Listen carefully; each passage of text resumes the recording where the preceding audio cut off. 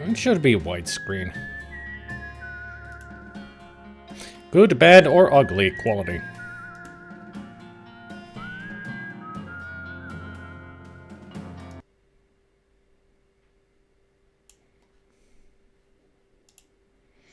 Was expecting you would play that other Loathing game. After this, I'll play them both in row. That's the plan. Both will be played. Just gotta do them in order, you know? First West, and then Shadows.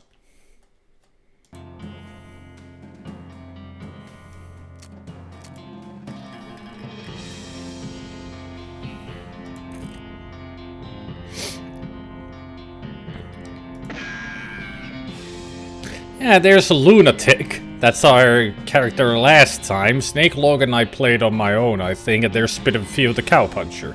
Snake Oiler, Beanslinger, Cowpuncher.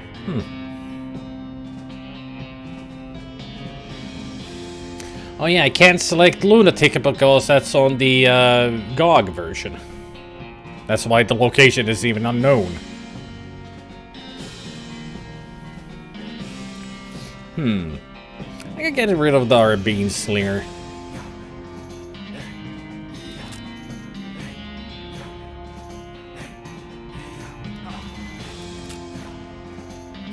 You can't undo this.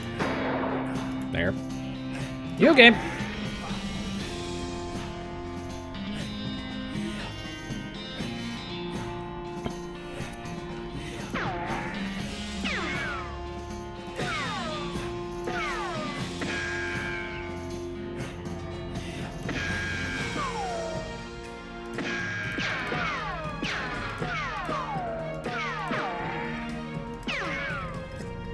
First name, Psych.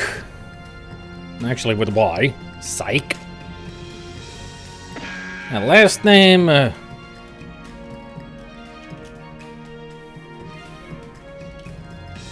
won't let me put accents. Darn it.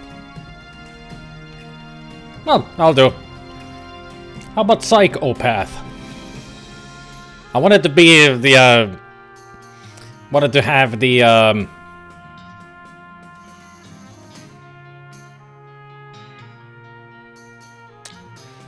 to give him an Irish name, like O'Connor and all that, it would have been Psychopath.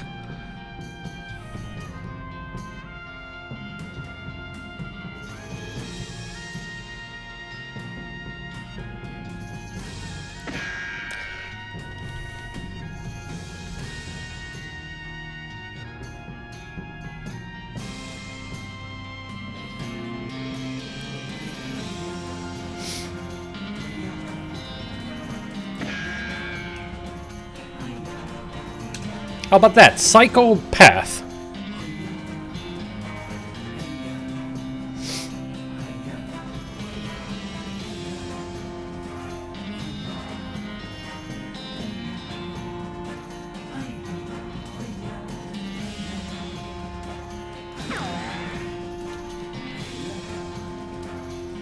There, Psychopath. The P is silent.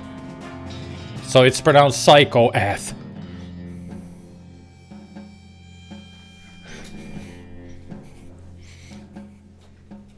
I mean, last time we had Lunatic, so why not Psychopath this time? I'm sorry, Psychoath.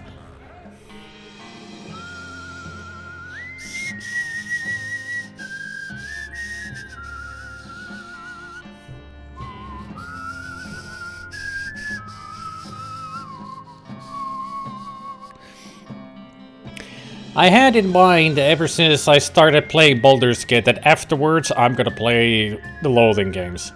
And here we are. Let's start our journey with Psychoath. Play as Psychopath. Yeah, Psychopath. We're ready to get going, are you? Yeah! I'm always ready. I had the strangest dream. I was choosing a character class. We're gonna be a cowpuncher on this one. Just going just full strength. Cowpunchers solve their problems with their fists, whether it's shaking them at a disagreeable filler in a disreputable saloon, or using them to punch a slightly more disagreeable filler in a slightly less reputable saloon.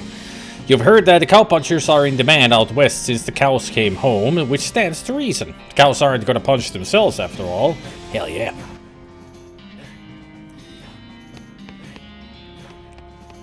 This weird poster appeared here one night. Goodbye, babe. Time to head west to chase my real dreams. You read the spine of one of your books, The Secret of Grizzly Basement. Dad gave me this one when I was a kid. Secret of the Spooky Grove, the hero of the Spooky Warehouse. Calvin Swift and the Terrible Forest. Rufus liked this one as much as I did. May Swift and the Secret of Empire Woods. I love that one. Secret of the Forbidden Hospital. Oh hey, this one might come in handy. Walking Stupid. This book tells the tale of a renegade sheriff who was really bad at walking. The secret skibbity toilet. Yeah, that's what we want.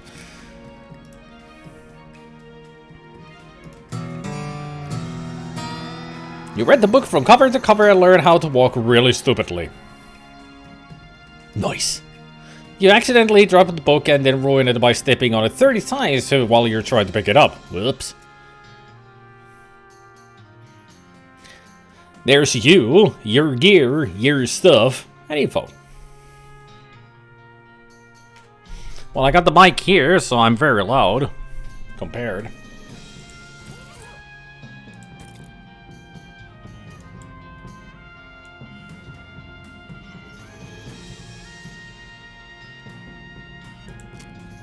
Best font mode. Yuck. Change the typeface of the game to Arial. Please don't do this. Why not? It's the best. It even says the best.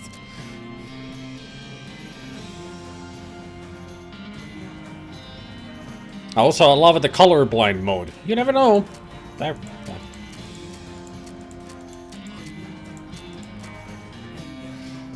And also nostalgia mode.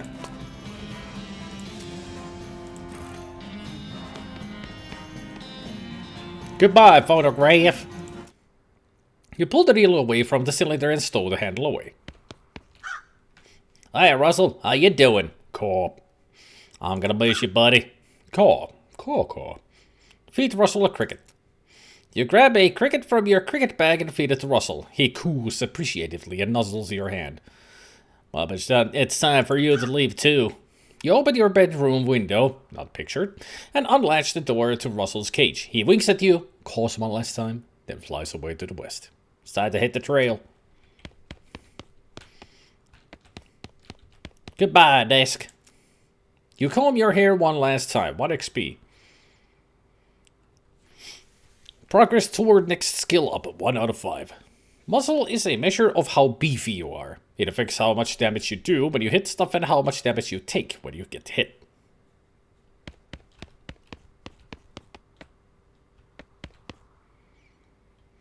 Howdy Drew and the incident at the Dark Grove. Goodbye, bud. Time to head west to chase my real dreams.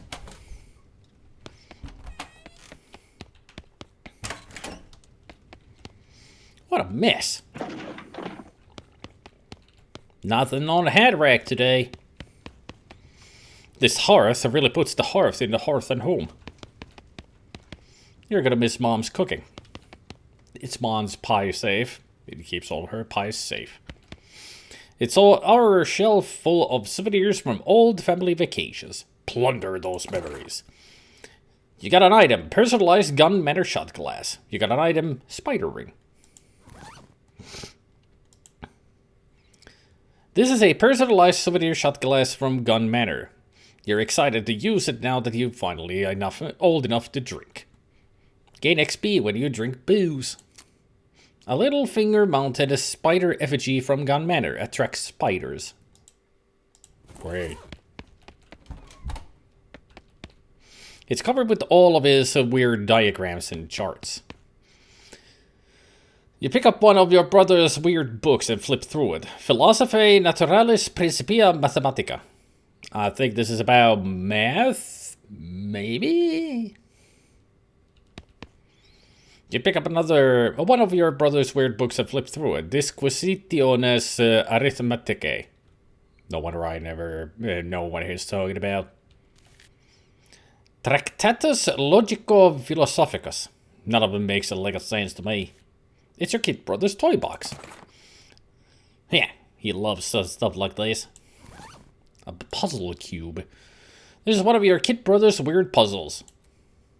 Your brother already had it, most of it way solved, but you figure out the last couple of moves. Hooray! You've already solved it, and if you mess it up again, it'll be messed up forever. Oh yeah. So tidy. Whee! Keep rolling, rolling, rolling, rolling, rolling. Über die Anzahl der Primzahlen unter einer gegebenen Größe.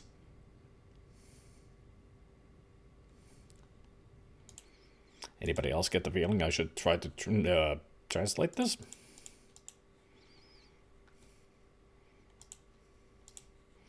Easy for me to do, having a European keyboard.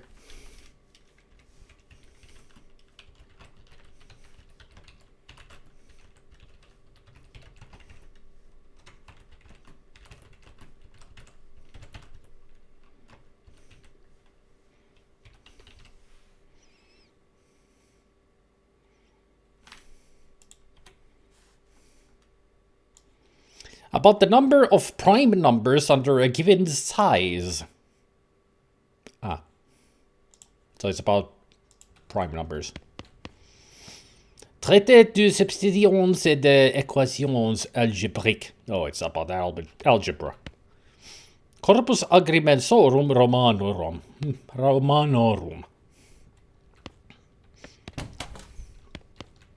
You'll miss meals with the family.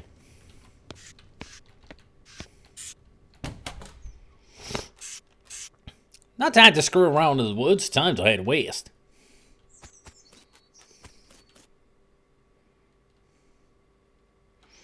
Okay, Bobcats. Your father morosely jabs at the haystack. The hat doesn't fit you, Dad. I'll grow into it. It's time for me to leave. His lip quivers a little. Wasn't I wanted you to have this? It's your grandmother's brass knuckles. Thanks, Dad. Good luck out there. Be sure to say goodbye to your mother. I will. Goodbye, Dad. Your mom smiles warmly as you approach. I'm leaving now, Mom. We're gonna miss you, kiddo. Oh, and before you leave, I got you a present. A present? Yep, it's that book you wanted for Crimbo. I know it's early, but... the one about picking locks? Oh, boy. That's the one. Enjoy. Please be careful out there. Write us a letter when you can. She hugs you. I will, Mom. Goodbye. Locks and how to pick them. This book is a comprehensive guide to advanced lockpicking techniques. It's got a whole chapter on tumblers. After you're done reading it, you donate it to a local orphanage. Soon those orphans will be able to make their escape. Go, orphans, go!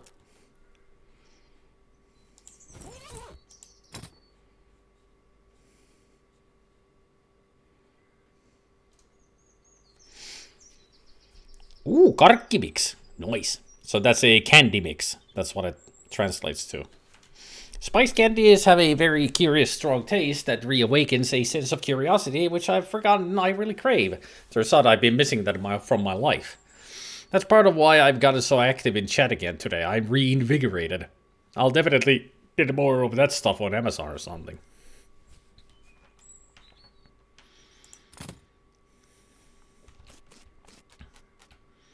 Your mom raises her eyebrow. I just wanted one more hug before I leave. She smiles and hugs you again. It's a haystack. Dig through it. Hey, a needle! It's not for sewing. It's for picking locks. Your brother Rufus is standing here looking nervous. He's pretty good at looking nervous. Give him his puzzle back. And he starts fidgeting with it. Say goodbye. Rufus, time for me to head west. I still don't understand why you're leaving. He's got a point, you know. Why are you going west anyway? To help people. You've read the papers, Rufus. The people out west are in trouble. They need all the help they can get. But it's so dangerous. 60% of the people who go west get killed within a year, and that statistic is from before the cows came home. I'll be okay. You worry about taking care of Mom and Dad. I'll worry about me. Okay, if you say so. I still think you'll be dead by Creambo. I'll miss you, Rufus. Okay. You give him a playful punch on the arm. Maybe I shouldn't. I might break his arm. He's busy drawing pictures in the dust. Weird kid. He's just barely holding it together. It's probably best for him if you just go. Go west, young man. Young man. There's no need to feel down, I say, young man.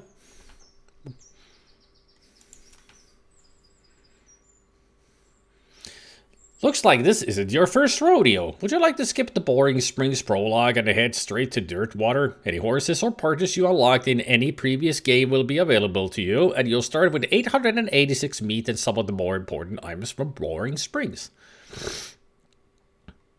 I always play the prologue. There's a lot of stuff there that you actually miss if you just skip it.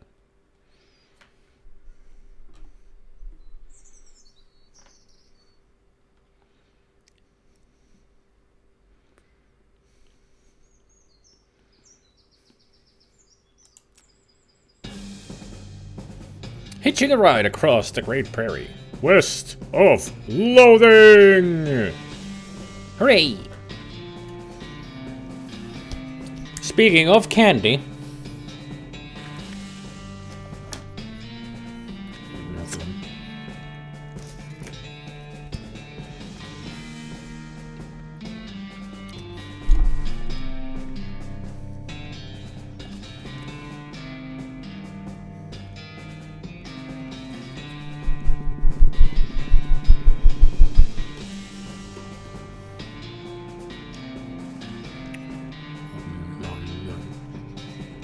Boom operator, Ryan Ike.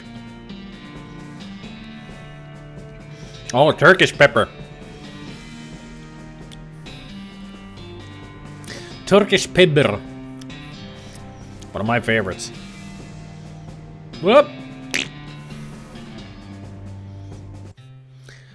Well, the bad news is that you fell off the cart and got knocked out for a couple of hours, and now you got no ride, no meat, and no prospects. The good news is that you're in a town rather than in a gulch somewhere. Not much of a town, though. Get up and dust yourself off. A turnip. A dusty turnip. Hey, buddy, you see my horse around here?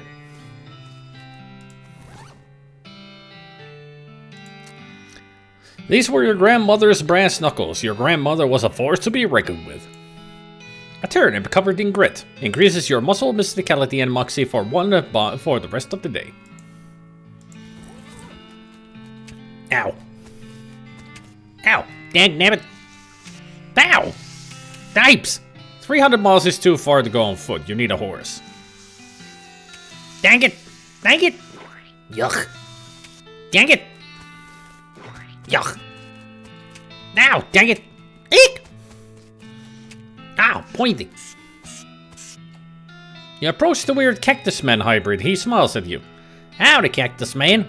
Howdy yourself, and the name's Bill. Cactus Bill. Why have you, Bill? Well, to be honest, partner, I drank too much cactus spear and it turned me into a cactus. Doug Alice warned me this would happen, but I didn't listen. And that's why they call you Cactus Bill? No, that's just a coincidence. Oh. Does it hurt? Does what hurt? You know, being a cactus.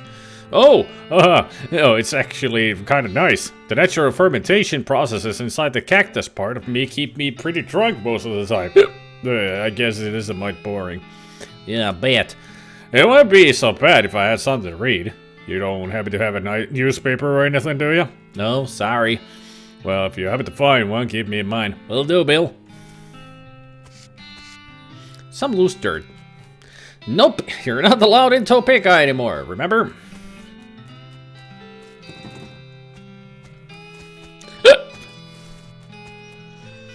step right up, Braid's the name and trade's the game.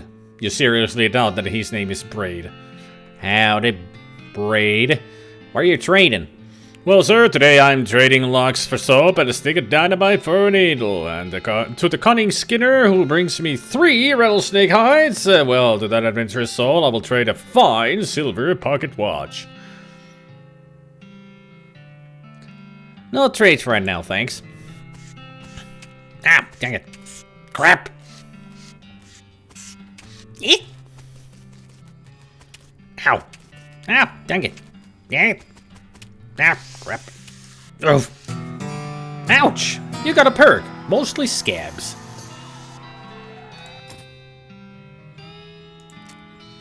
You've been poked by so many cactuses that your body has built up an entire extra set of skin capillaries just to deal with the constant tiny puncture wounds. Plus 5 maximum HP.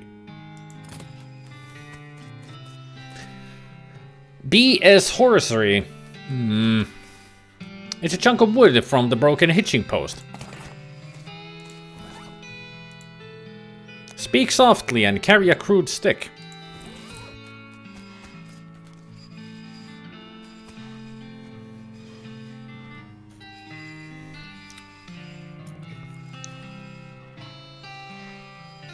Ah. Okay, I'll read it later. A sign on the door reads "Gone Drinking." Sheriff. Boring Springs Sheriff's Office. Howdy, stranger. Welcome to Boring Springs. I'm the sheriff in these parts. The what? He sighs. The sheriff, okay? Blasted sign painters. Say, you wouldn't happen to be looking for work, would you? That depends on the work. Well, how does this grab you? There's a gang of hoodlums around here that would call themselves the Fricker Gang. Last time I arrested one of them, they busted him out and took my cell door with them. It ain't much good without the door. And I need somebody to smart or slick to go fetch it back for me. Why don't you do it? You're the sheriff after all. I gotta stay here and practice my chair tipping. Okay, I'll give it a shot. Funny you should say that, because I'm sending the deputy along with you to keep you out of trouble. He takes a pistol out of his desk and hands it to you. Deputy pistol. Deputy? You deputized the gun? You're new in town, maybe you ain't noticed, but there ain't much to do here except drink. Here, let me write down where the Fricker Gang's hideout is for you. Got it. I'll be back with the door. Wanted, Beamy Fricker for face thieving. Reward 420 meat. Nice, dude. Help wanted poster artist. Applying person at the Yuma Marshal's office. Wanted for bird theft, the naked Mike Bernstein.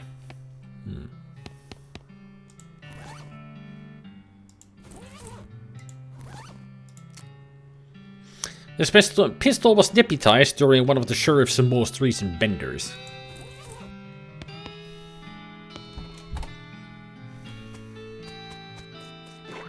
Yuck. As you walk into the saloon, the crazy-eyed guy sitting to the left of the door shrieks and waves at you to get your attention. Hey, where's your hat, dagnabbit? Well, you can't drink in here without a hat. Tame proper. He points to the take a hat, leave a hat box next to the door. Check out the box. You look through the hat box and find a sturdy-looking Stetson. That looks like something you'd wear. Grab it. You got an item, 4-gallon hat. You grab the hat and put it on. Thanks, sir. Pete! Thanks, Pete.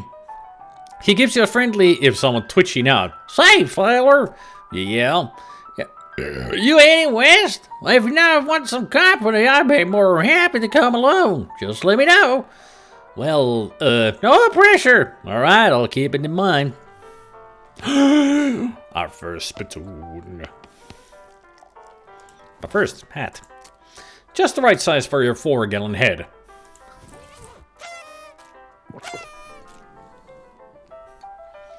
I mean, 4-gallon head. That would be freaking gigantic head.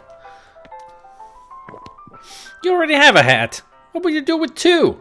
Put them together and make a double hat. It's a spittoon. People spit into it. You know, without even looking in it, that it's absolutely disgusting. Look in it. Yeah, it's full of spit. Regular spit, gross tobacco spit, chewing gum, it looks like a few teeth as well. It's disgusting. And the smell. Even from a distance, it smells horrible. Look closer. You're now on your hands and knees peering into a filth-encrusted spittoon. I don't understand what is wrong with you. Wait, is there something shining at the bottom? Get it. You reach your hand towards the spittoon. Even before you touch it, you can feel the grossness in the air. Like a greasy fog enveloping the stinking brass horror. It smells like the vomit trough at a mesquite barbecue eating contest. You hesitate. Never surrender. You plunge your hand into the awful soup. It makes a sound like whop. Your skin is burning. Your eyes start to water. Search. Your fingers make contact with something. You pull your hand out of the devil's tureen slowly, not daring to risk splashing the contents all over yourself. You appear to have gotten some kind of ring. Probably some kind of a disease as well. Congratulations. Hooray!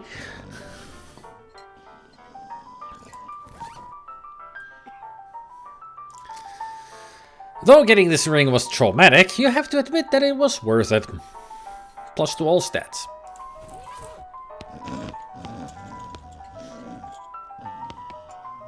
He's a real talker, isn't he? These two are playing poker, or at least trying to. They keep looking back and forth from their hands to the how to play poker card that came with their deck, biting their lips and concentrating real hard. Good luck, you two. Gotta love that Pete's eyes keep wobbling constantly. What do you say, Pete? Oh, me? Well, heck, I say all kinds of things. For instance, cotton picking machines can't trust them no more than blasted goblin. Uh-huh. Pete takes a swig of his whiskey. See you later, Peter. You walk up to the bar and wait patiently for the bartender to notice you. While you're waiting, you see a sign taped to the back wall reading, "Reward for lost mugs, 25 each." Keep waiting. The bartender finally notices you. Howdy, cowboy. Howdy, barkeep. Name's Psycho. What brings you to our little backwater? Oh, the usual. I came out west to make my fortune. Not having much luck so far, though. Let it work around these parts. Unfortunately, Boring Springs already has more people in it than jobs. It's more of an errand town, if you catch my meaning. If you're looking for a real job, I'd recommend talking to the railroad people up at Dirtwater. The railroad? The Manifest District Railroad Company. From back east. They're trying to run a line to Frisco and having a heck of a time doing so. And they're hiring? Oh, I reckon they're always hiring for one thing or another. Big company, that. Hey, Ubi. Bye, Ubi. Thanks for farting by. Dirtwater? Dirtwater is interesting. It's far enough west that it's still more or less exempt from the rule of law, but not so far west that it's been burned to the ground by the damn cows. Lots of opportunity there. She pauses a few seconds, lost in thought. Yep. If I were a younger woman, I'd probably head that way myself, and also speak in a more womanly voice. Hey, that's the voice I gave this lady bartender. That's the voice I'm gonna keep.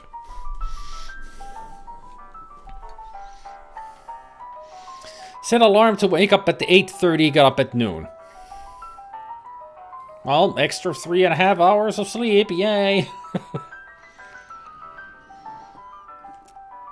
You mentioned errands? Yeah, this Forsaken Burg is always falling apart in one way or another. The hostler's always needing help since he hurt his leg, and that no-account sheriff couldn't certainly stand to have somebody doing his job for him. Anything else? Well, I've got a goblin loose in the basement. Some cowboy came from the gulch didn't wipe his boots off and got spores everywhere. I could probably handle a goblin. Much obliged. I'll unlock the basement door for you. Oh, and you'll need this. I'll take care of it. Howdy, I'm Psycho. Howdy, Psycho. I'm Horace. Nice to meet you. What do you do? I'm the town hostler. How's that working out for you? Oh, those horses are just flying out the door. So business is booming. Nice. I mean, the horses keep running away. I haven't sold one in ages. Oh, is that why you're here drinking instead? Yep. Me being in here drinking instead of watching the horses is probably how they keep escaping. It's one of those vicious circle things. Well, I'm in need of a horse. Do you have any left? One. Kind of a boring one, but it's got 4 legs and a back to sit on. Come see me at the stable. I'll be happy to show it to you. Okay.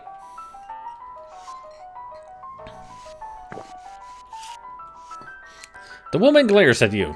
You should probably just let her drink. I should probably leave them alone. A pile of old newspapers. Boring Springs Gazette, April 20th, 1895. This is a copy of the Boring Springs newspaper from about 6 weeks ago.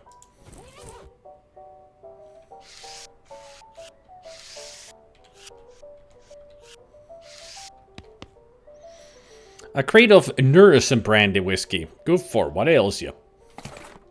I guess we never established your age. Good thing the legal drinking age here is can't reach the top of the bar. This whiskey is too cheap for you to even consider drinking it. And given your legendarily low standards, that's really saying something.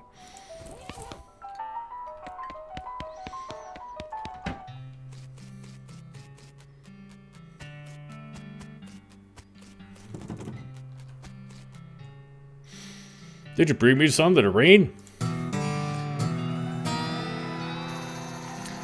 You give him the newspaper you found in the basement of the saloon. Much obliged, partner. Now, let's see here. What can I do to return the favor?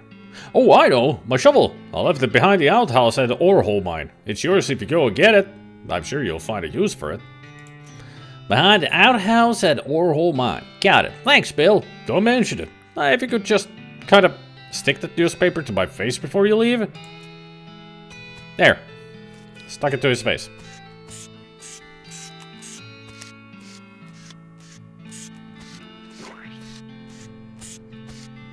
Excuse me. This is Mr.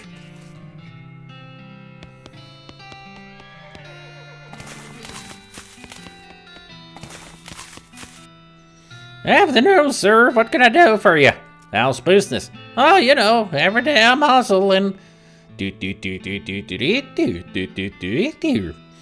tell you the truth, though, it's pretty terrible. All of my horses keep running away. Well, except for this completely ordinary one. That's rough. Maybe I can help? Oh, God, yes. Thank you. Please. I can fish them myself, except for this injury. I'll give you 300 meat each for finding them. How many are there? 3. Here, let me see your map. They pretty much always run away to the same places. He draws 3 little pictures on your map. Why these places? I think they like environments that are thematically appropriate. Here, when you find one, feed it some of these oats. That should send it back here. Bag of homing oats. How does that work? They're special pigeon-infused oats. Okay, will do. See you later. This is the most typical horse you've ever seen. And it's a typical sounding horse, too.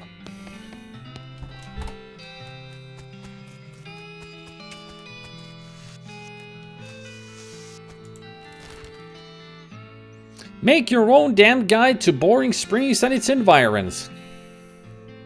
1890. So somehow this map that we have that didn't have anything in it is 5 years old already.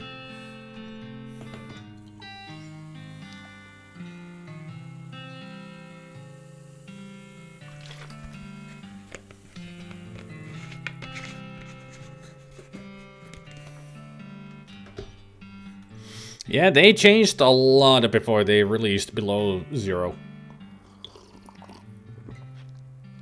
Just like what they did with the first Subnautica. They changed lots.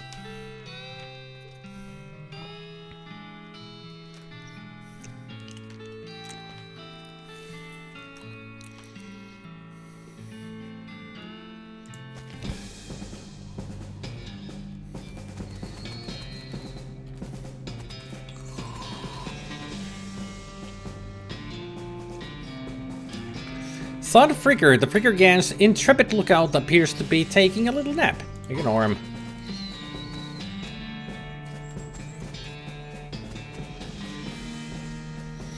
It's a bundle of random stuff the Fricker gang stole. Finders keepers.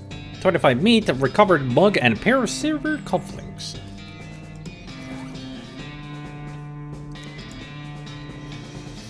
Brimley's location-aware oats. They're healthy and expeditious. We'll send the hostler's horses back to him.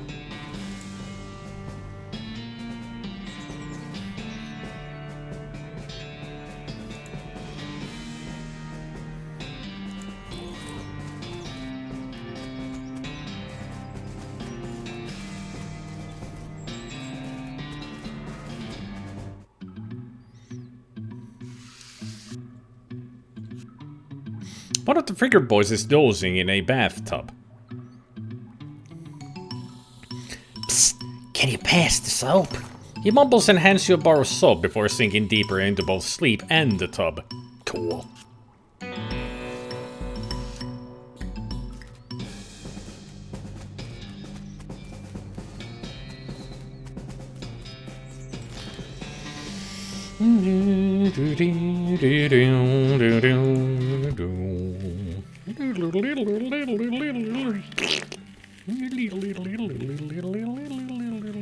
Beep.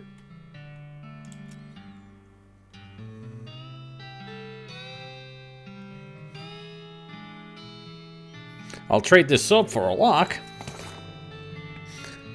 Braid, though you really don't think his name is actually Braid, takes your soap and hands you a lock.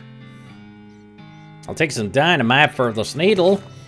Braid, which is so not a name, takes your needle and hands you a stick of dynamite. Be careful with this now. No trades right now, thanks. Hey, Timber. The padlock got its name because it's like a wizard that protects your house. Speak softly and carry a loud stick.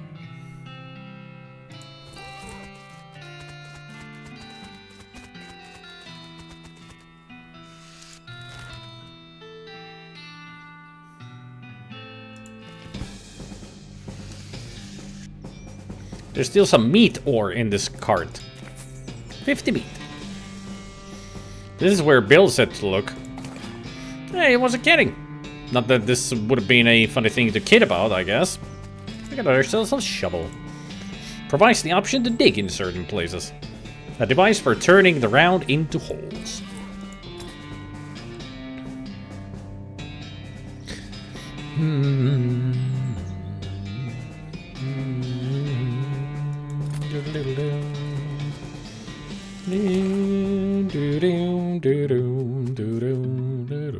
Instructions for the cargo elevator. This mechanism is labeled Cargo Elevator Control. A poster on the wall behind reads Level 1 Blasting Cap Storage, Level 2 Plungers, both kinds, Level 3 Tools. Where do you want to send the cargo elevator? Leave it alone for now. Meat. Oh, a meat ore. This looks dangerous. At least there's no plunger hooked up to it.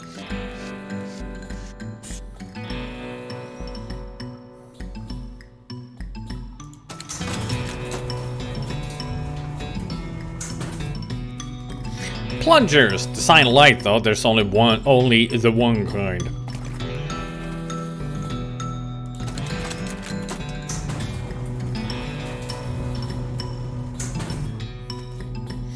These crates are all labeled blasting caps. The period is part of the label.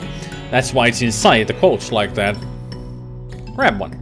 Dang it, looks like you're gonna need a crowbar to pry one of the crates open. Yeah, it's on Steam and GOG. Yeah. It's a toolbox, but it's locked. You managed to unlock the tool, but the needle is ruined in the process. Most of the tools inside are rusted away to nothing, but there's a pretty nice crowbar.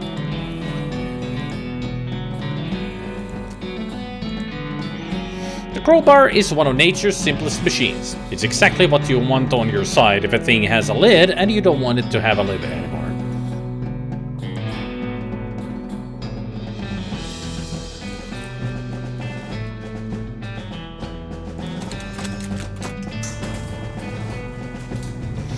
Who's loading the elevator? The mine gnomes. You pry one of the crates open with a crowbar and grab a blasting cap. This is a device for converting electricity, which has only recently been discovered, into explosions, which are awesome.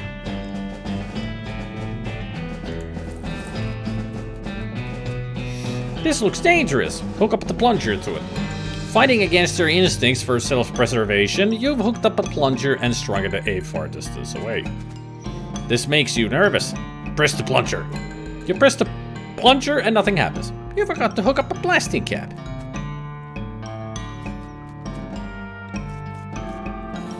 It says that you can't get past this rubble. Oh, we will get past it. Okay, you succeeded in putting yourself in grave danger. This makes you nervous. Kabam!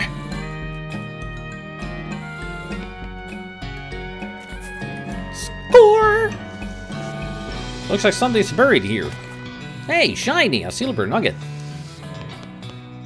You see the dark horse. Barely. Hi there, girl. It's okay, I'm a friend. The horse shies away from you, though in this case it's more like cripplingly introverted away from you.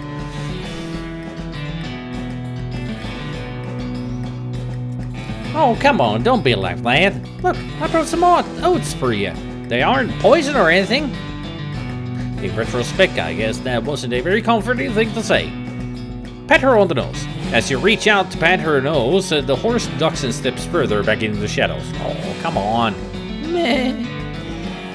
Feed her the oats. You take a handful of oats out of the bag and hold them out to the horse. Here you go. Yum yum. She sidles away from you warily and makes a surprisingly good attempt at hiding in her own shadow. Come on, please. Eat the oats yourself. Look. Look, they're fine, okay? See? You take a handful from the bag and toss some in your mouth. It's like the roughest, blandest breakfast cereal you've ever eaten. Still, it's better than dry cat food. Don't ask. You smile to show the horse that you're fine, and realize that you've unconsciously turned around and walked out the door. Jeez, these are powerful. The horse looks at you warily as you re-enter with a cheerful wink. See? Perfectly fine.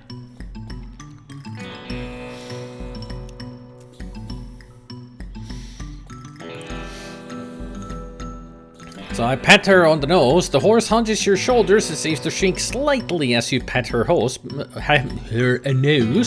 but she doesn't actually flee. So that's something. There's a good girl. Feed her the oats. The horse finally seems relaxed enough around you, so you offer her a handful of the oats. Warily, begrudgingly, she eats them. Then she gestures at something behind you. You turn around to look, but don't see anything. When you turn back, she's gone. Okay then. Huh, what's this crack? You bend down and shine your lantern into the crack in the rock. You can just barely make out a square shape down in there, well out of arm's reach. Looks like somebody dropped a small metal box into the hole, though you don't know if that was to hide it or discard it. If you're truly desperate to find out what's in there, you can try reasoning with the rock. Your primary argument would be a bundle of dynamite. Perhaps you could persuade the hole to widen enough to grab the box. See, if I had skipped the prologue, we wouldn't be able to get the item that is in there. Still, I need 2 more sticks of dynamite.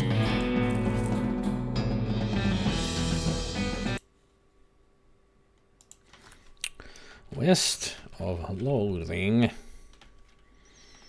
Boring Springs dynamite. Can't remember how I get 3 sticks of dynamite.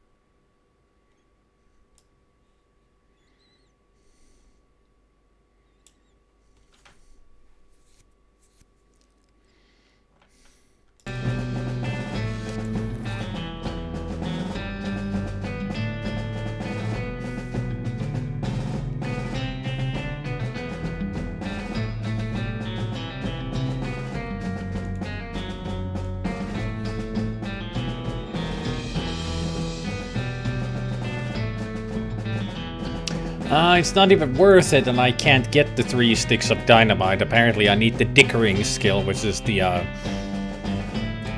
getting better prizes and free stuff from people. From Mom. I chose the book for lockpicking, but if I had chosen the other book, dickering, then I would get the 3rd piece of dynamite. But it's not even worth it. Apparently, that the box there has only 1 piece of meat. So I would be wasting a lot of good resources just for 1 piece of meat. So, all in all, it's just a joke.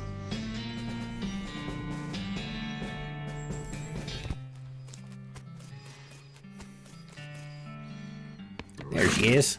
This horse seems uncomfortable when you look directly at her.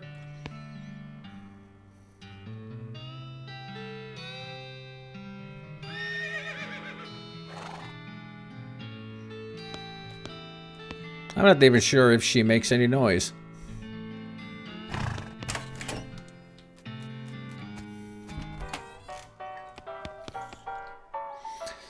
What do you say, Pete? Oh, me? Well, heck, I say all kinds of things, for instance. Yellow-bellied machetes can't try some no more yellow-bellied mache. Uh-huh. Pete takes a swig of his whiskey. Pete notices the nugget of silver you found earlier. I'll take that old silver nugget off your hands if you like, if you ate one meat for it.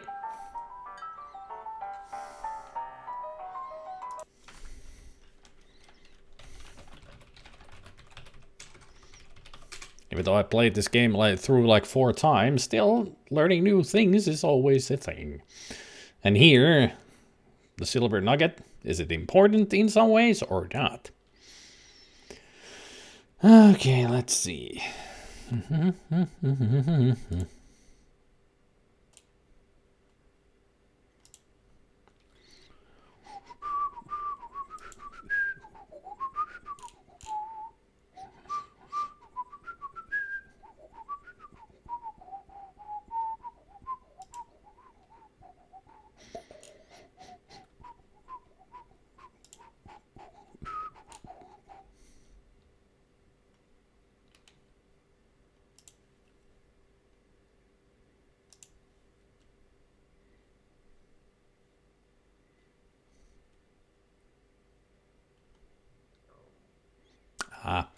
I can sell it.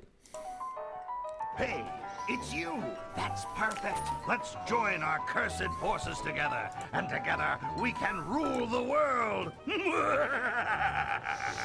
Hey, Sultan! Hello, Raiders. Welcome to West of Loathing. Oh, banana! I was waiting for somebody to use that so I can show my bigger banana. My spoon is too big. I am a banana!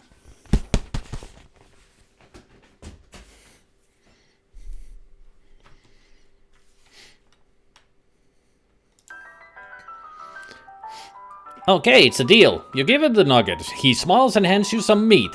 Fine and dandy. You gain 81 meat. Pete squints and points at the unrefined meat ore you're carrying. You ain't seem like some got much use for unrefined ore, stranger. I'll buy it off in here for 73 meat. Okay, Pete, here we go. You give him the nugget. He chuckles and hands you some meat. Bless you doing bases with you. Pete's eyes narrow as the gears in his head start to click. He fixes his gaze on you and the tick in his eyelid seems more pronounced.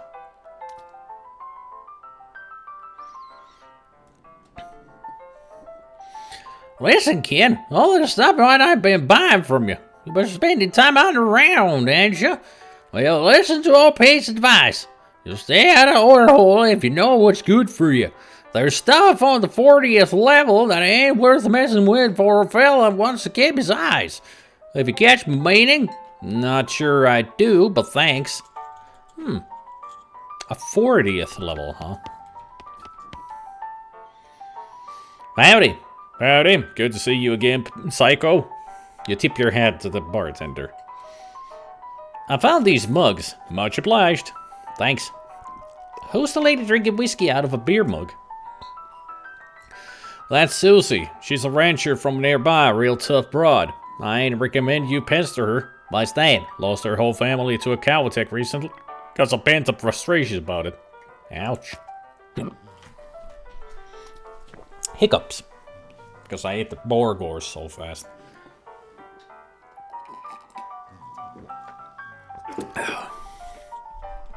Well done, Miss Eldam.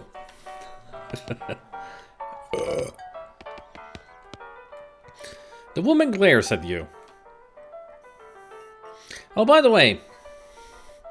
Hey, Chris. Anybody want to do a test for me?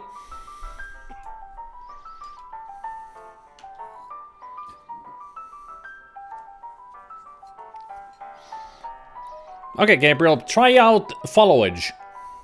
I want to see if it actually works.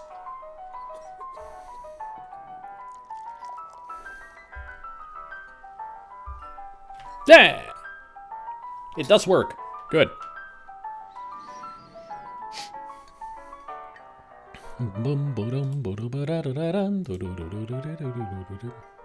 Yep, Gabriel's been around for a long time. 6.5 fucking years already. I was playing the same thing I was the last time. You didn't expect that, did you? Well, I spoiled myself, Zelda. I saw you playing on the Steam list when I was loading this game up. 2 years. Howdy, Susie. Howdy, cowboy. Who's gonna be searching for a spittoon for his teeth if he don't leave me in peace? Okay, bye-bye then.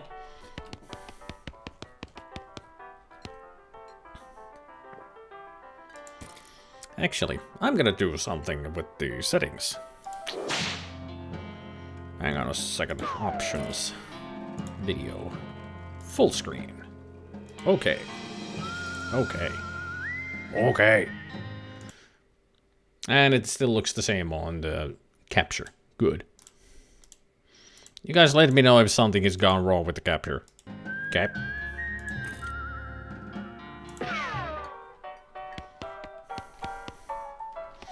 Just got done with level B, chopping down the barriers in A, B, and C, and got all the stars in B as well. Nice. You really are on your way of cleaning out town in that game. Shovel. It's nasty work, but somebody's got to do it. We're gonna get more grit. The extent to which you are truly gritty, the higher it is, the tougher you will be.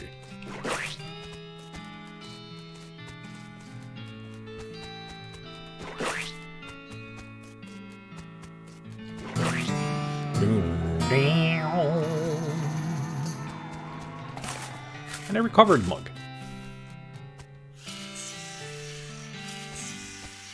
Hey, watch it. Hey, buddy. Found this mug. Just thought I'd say howdy. The bartender smiles. Well, the mission's accomplished, I reckon.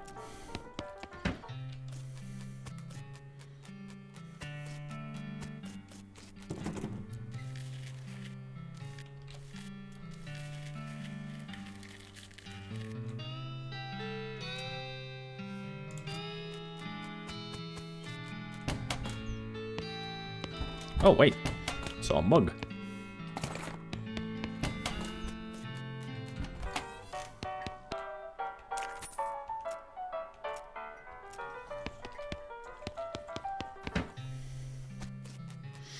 I don't care about the achievements, but I care about all the things that could change the story game.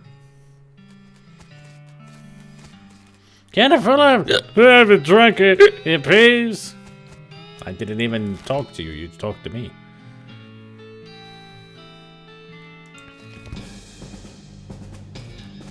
Ouch, nabbit.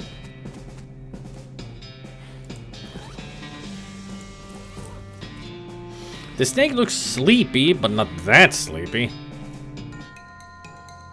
Gotta jump on him.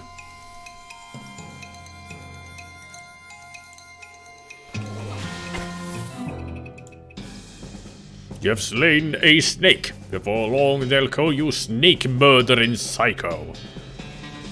Sounds perfect.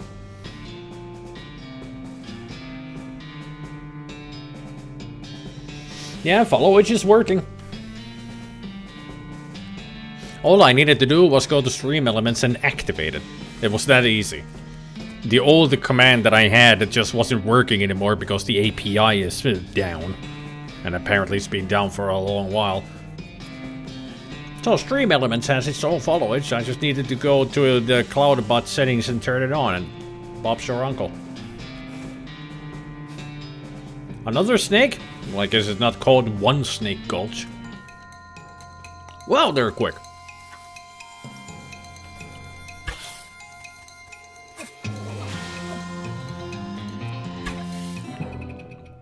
Victory!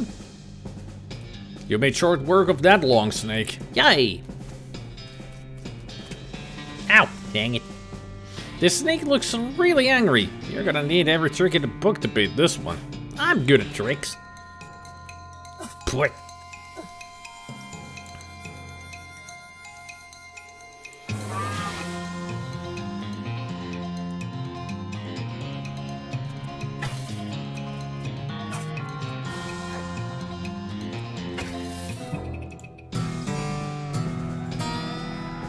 Nice work. If the whole cowboy thing doesn't work out, you always get a job as a snake exterminator. You've got Moxie, kid, and this is how much of it. Moxie affects how much damage you do dealing when shooting, and how much damage you take when getting shot. Yup.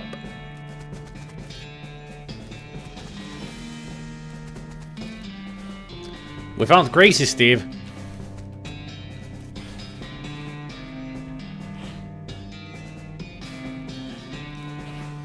This horse has gone snake crazy. Or maybe he was some other kind of crazy before. Hey there, boy. Hey, fella. I'm afraid, okay?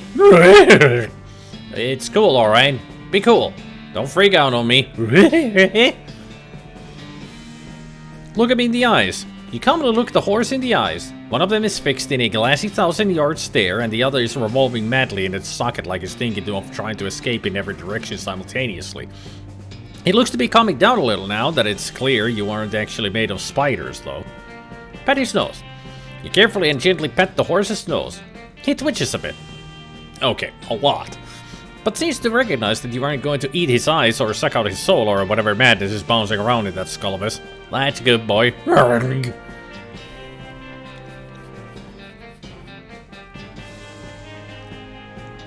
What do you use to have sound commands? I use the Streamlabs chat bot, and in there I can add sound files and turn those into commands. It's that easy. You just download a sound, then you upload the sound file into the chatbot, and once you have added the sound file, from there you have a choice of naming it and then making it into a command immediately. And once you're done, then it's ready to be used. The bananas has gone bad! Like that.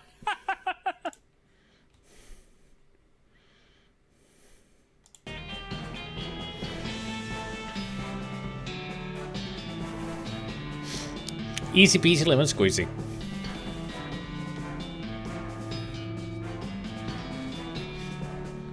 Feed him the oats. Are you hungry, boy? I got a little treat for you. You feed the crazy horse some of the homing oats, and it gallops away with a whinny. Or rather, hopefully he's headed home and not into the 12th dimension. Cool. You don't have to walk all the way back over there. Hit M or click the map icon to travel quickly. Hey, a mug. Our founder, Zephaniah Boring, 1806-1885. He was actually a really interesting guy. A dirty glass mug at the bottom is stamped property of Boring Springs Saloon. Reward if returned. I'll return it right away.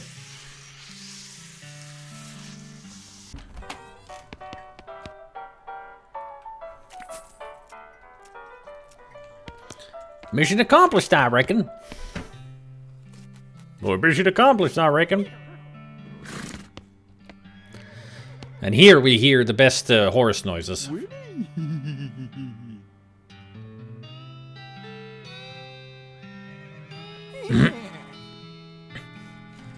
I've had the Streamlabs desktop bot, but never got it to work with CloudBot as well. It was either one or the other. I have had to look into it.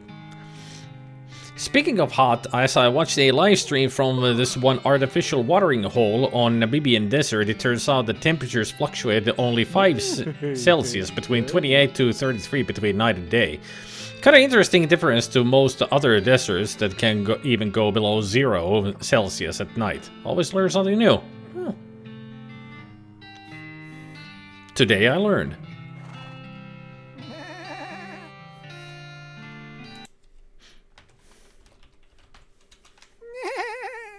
Almost the same sound. But many of the horsey sounds are crazy, Steve. I don't know how you spotted her hiding the mine, but thanks for sending back my dark horse. Sure thing. Thanks for finding my crazy horse. He was eating loco weed again, wasn't he? Not that I noticed. I have to know, sir. What can I do for you? You said something earlier about an injury? Yeah, I busted my knee while monkeying out the showroom. Don't ask how, it's embarrassing. I was gonna get the dog Alice to have a look at it, but she have a doctoring. Why'd you do that? Nobody knows. She just shut herself into her office. Said she would have talked to anyone except Nurse Whiskey. Is that an actual nurse or... I'm pretty sure she was just being sarcastic. I see.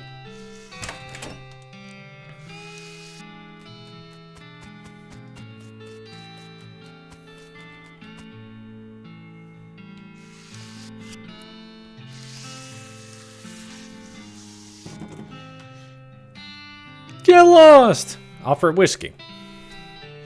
Whiskey delivery for you, dog. What brand? Nurse Whiskey, your favorite, I'm led to believe. Didn't know she makes house calls. Alright, hold on. You hear a rattle as she unlocks the door.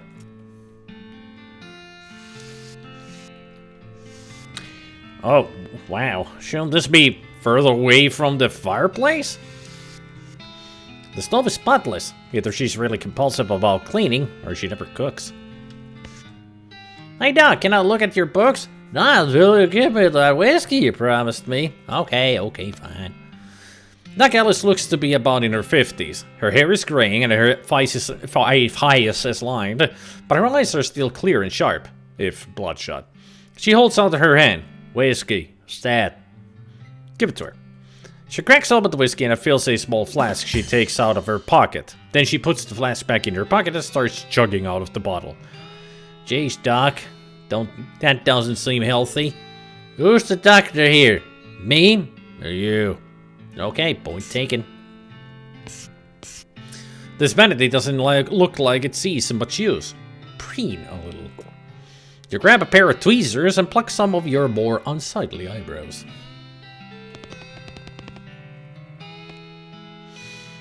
Hey, Doc, can I look at your books? Sure, if you want. Not that they're gonna do you much good, and just do 'em for the sake of a hellhole. You should try being less cheerful, Doc. You survey the books on Alice's shelf. They're all medical textbooks, except for a few. Leaf through The Legend of Curly's Meat.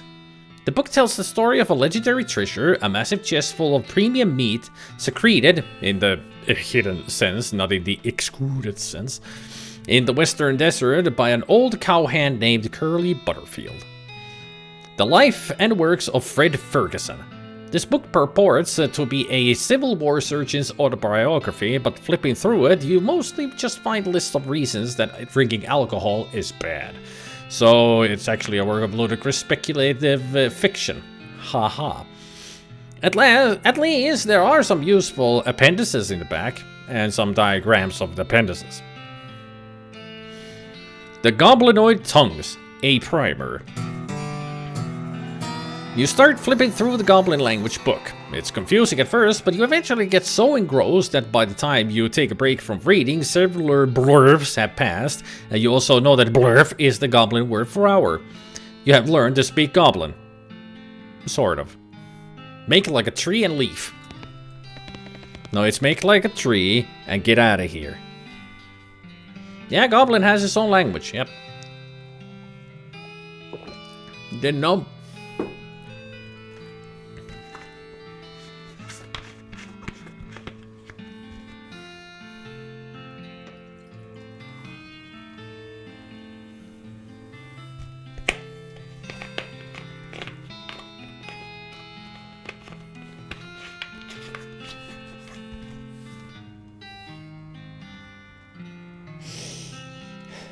Empty.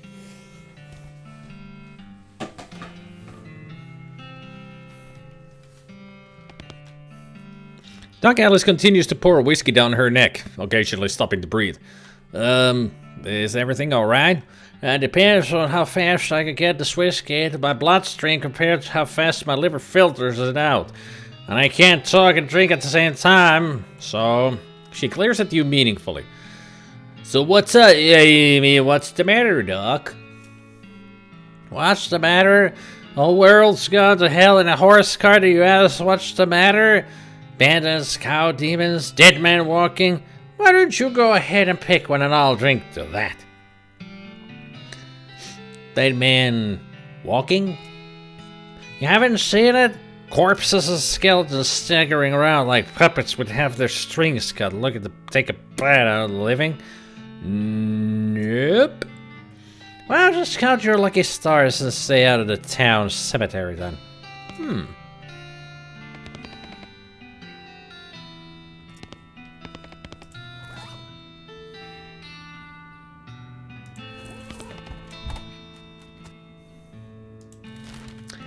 Cemetery, you say?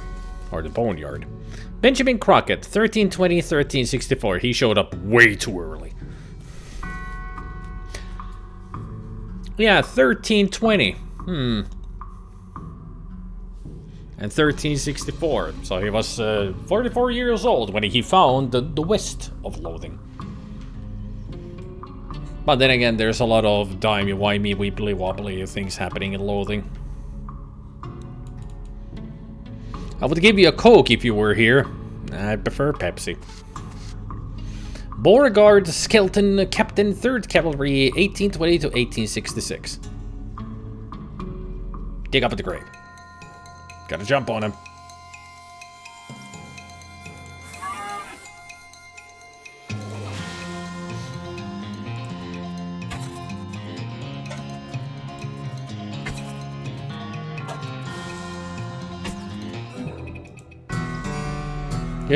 You put a stop to Captain Skelton's unnatural animation. We got an old cavalry saber and a gold tooth. Sweet. This was in the ground for a very long time, then in somebody's mouth for a very short time, and now it's in your backpack.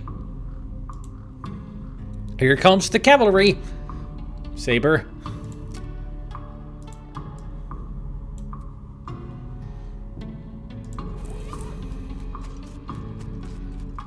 By the way, I have this guy as the emote.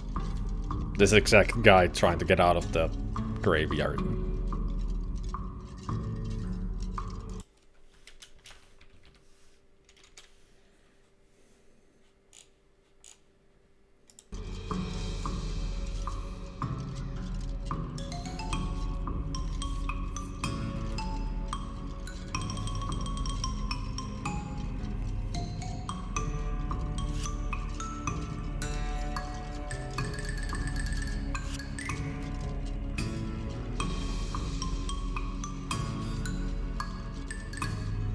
Seems like his animation is a lot longer than I expected.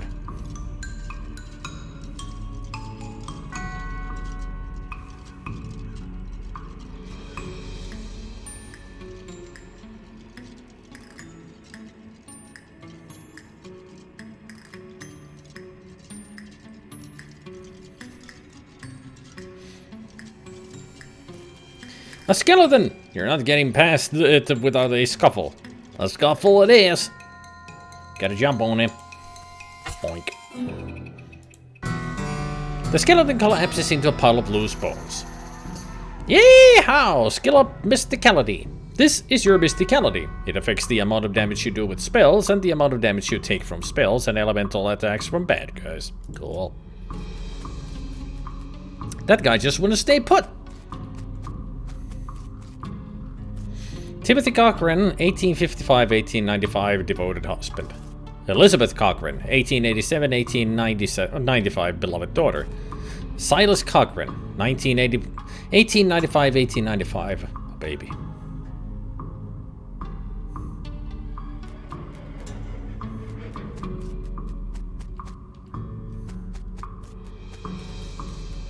Your pulse quickens as you get near the spooky, translucent horse.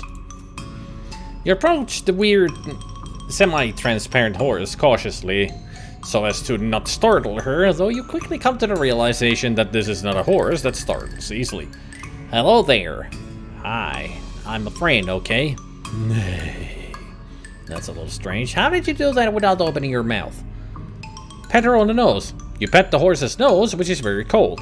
If you were going to ride her, you would want an extra saddle blanket to keep your butt from freezing. Pet her nose again. Yep, still cold. Here you go, girl. Have some oats. You hold a handful of oats for the horse, but she just sort of stares right through you. Please don't look at me like that. Try the oats again. You hold the oats out again, but the horse continues to ignore them. What's the matter? Are they not spooky enough? I'm not sure how to make oats spooky. I guess I could put some bone meal on them, but I don't have anything handy to grind up the bones with. Grave dirt? Is that a yes? Weird. Okay, add some grave dirt to the oats. You sprinkle the oats with just a little bit of grave dirt and hold them out again. The horse gazes expressionlessly at them, then eats them. And with that, she glides away in the direction of town. Bizarre. And we will cartwheel away.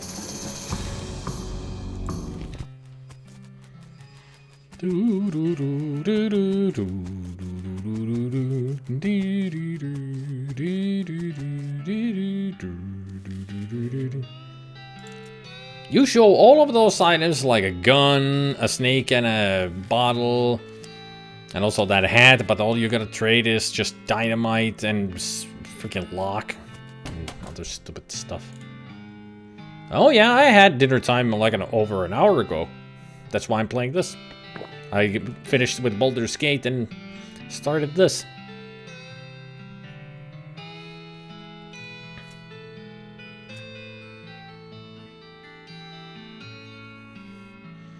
Oh yeah, there was a skeleton in the cemetery.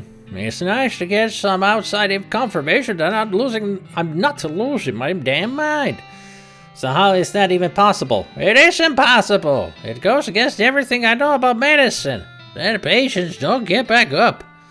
Patients? Oh. Ouch. Doc Alice turns away grimacing. Every doctor loses one now and again. You never get used to it, but... well, it happens. But what doesn't happen is them coming back afterward looking for revenge. That must be pretty rough. Rough? Buddy, I don't think you comprehend the situation. It's not just the patients. It's neighbors, friends, husbands. Oh. Indeed. She turns away from you and focuses her attention back to the bottle.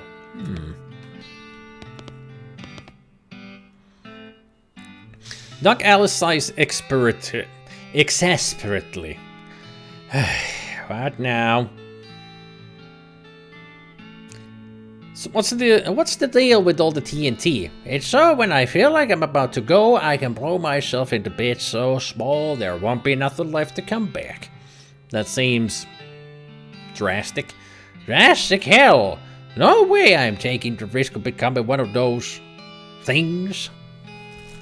Fair enough, I suppose. Do you have any idea what's causing the resurrections? Well, I heard a rumor.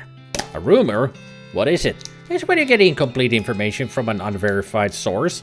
Anyway, what I heard is that there's a fella out west that's causing it. A necromancer, they call him. Supposedly he's sending magic out into the world somehow. Magic like the beanslingers use? I never heard of any beanslinger raising the dead, have you?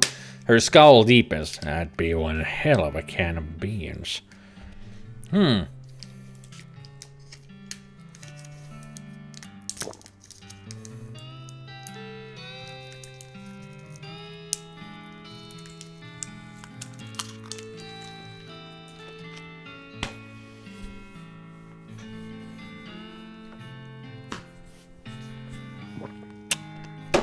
Oh!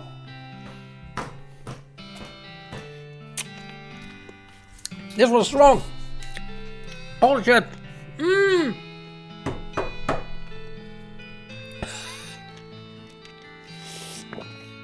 It's burning my tongue. This is a lot.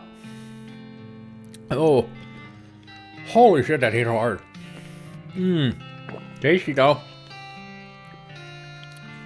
This one's blueberry, right? Yep. Still going. Holy shit, that's a lot.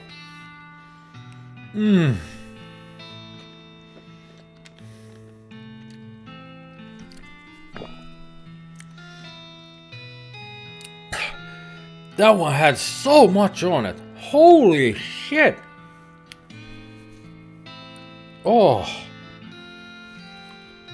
I haven't had one that strong in a long while. Ooh.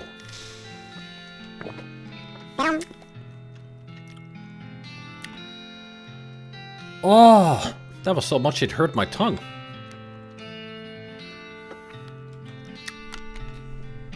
Whew.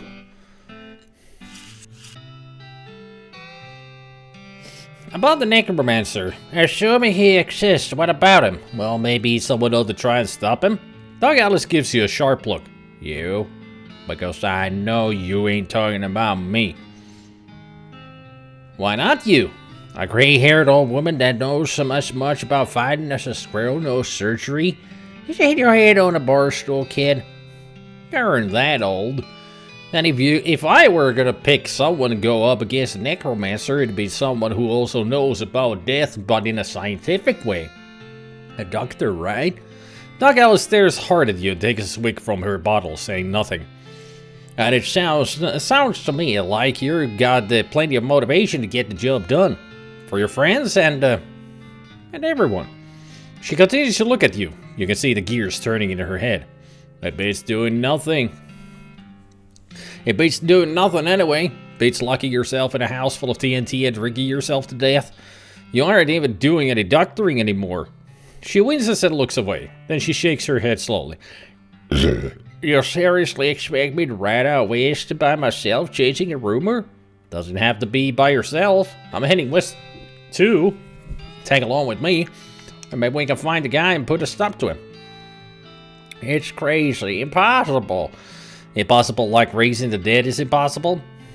Alice crosses her arms and regards you thoughtfully. A spark slowly brightens in her eyes. Alright, kid. What the hell? Let's give it a shot. Cool.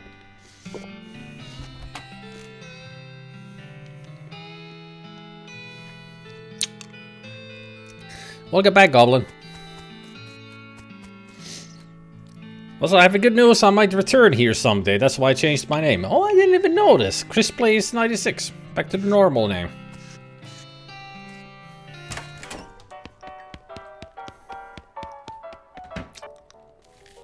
Now let's go talk some goblins, shall we?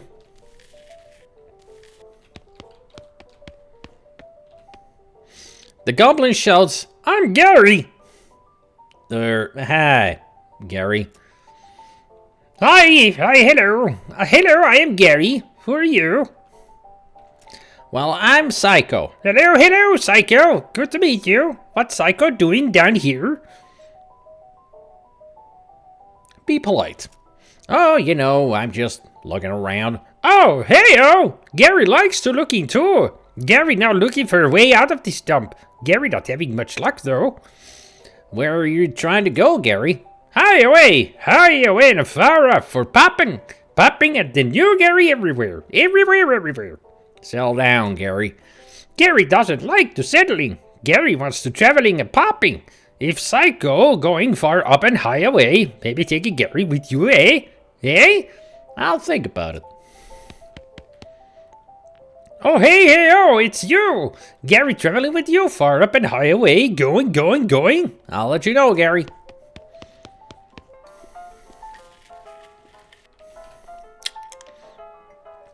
Are you Susie Cochran? How'd you know my last name? I saw the graves in the cemetery. I'm sorry for your loss.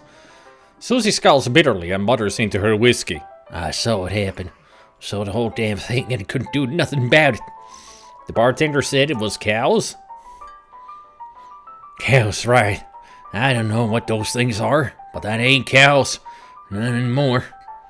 What happened? It was a raid.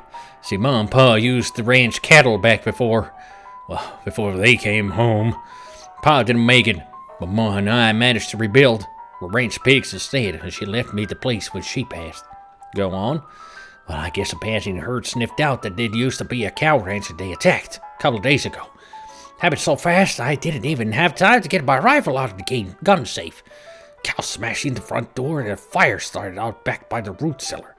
House went up in blazes just like that. What did you do? There wasn't anything I could do.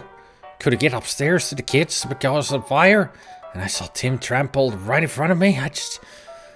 She drains her glass. I ain't want to talk about it anymore. Sorry. She refills her mug from a bottle in the bar and doesn't reply. What will you do now? I wished, I suppose. Nothing keeping me here, and no desire to stay. I can't live without my rifle, though. Why not? It was Ma's rifle. It's all I got left of anybody. Where is it? Left it at the ranch like a damn fool. Listen, can I ask you a favor? I need someone to go get it for me. Yeah, I'll go get it. Susie shows you on the bed where her ranch is.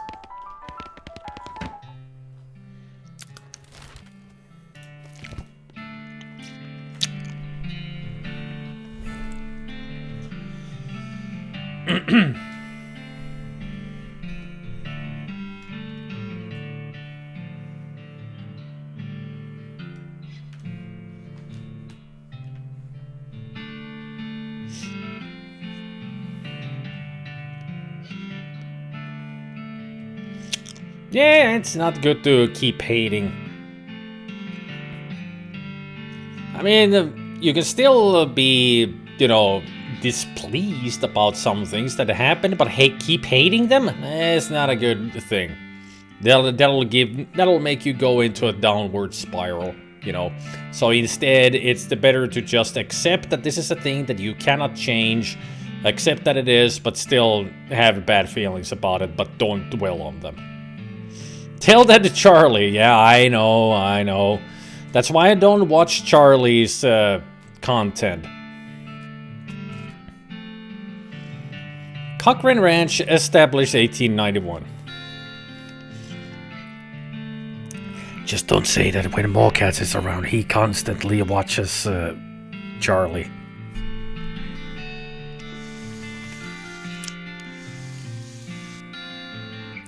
All the water in this trough has boiled away. Susie's ranch house has burned to the ground.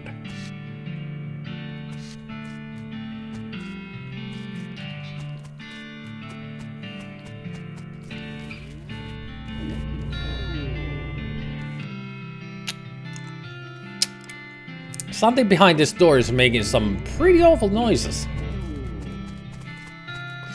The outhouse is the only thing still standing. Dang it.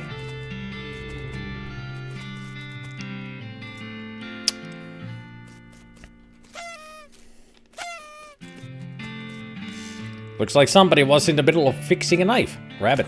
A varmint skin knife. This is a knife optimized for separating varmints from their hides.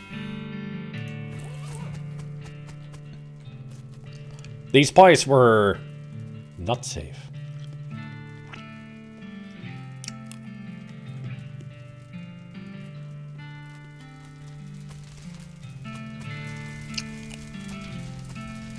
This thing looks angry. You're not gonna make it to that safe without dealing with it. Deal with it.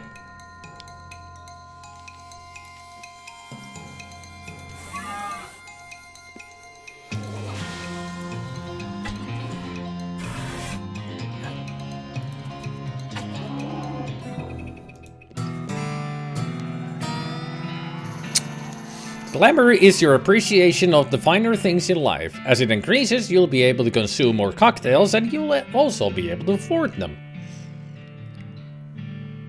You defeated that nasty cow's skull floating in a cloud of flame. Hooray! It's the Cochrane family's gun safe. You get Susie's rifle. And now I'm riding the lantern. Yeehaw! It's an old rifle, but it has obviously been well cared for. There are 6 little notches carved into the stock.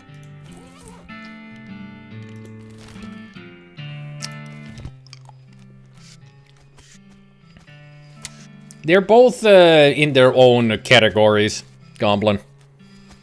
Love this game. And I love Shadows of Loathing. They're completely different, in a way. Because they have different kinds of engines, you could say. When you play Shadows of Loathing after this one, feels like a completely different game. Because it's got different mechanics and everything.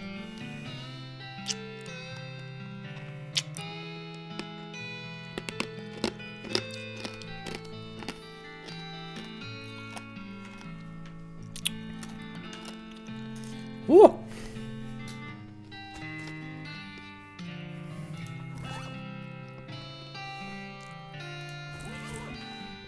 Ugh.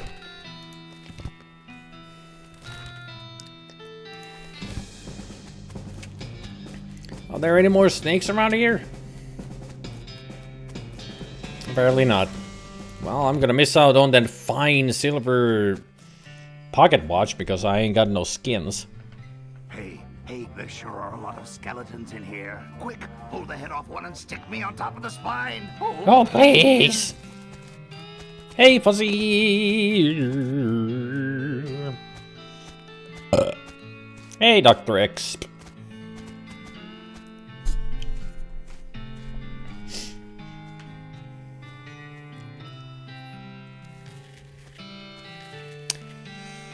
But to answer your question, Goblin, would I say this game is better than Shadows? No. They're good. Both of them are very good. Of course, you're playing Earthbound.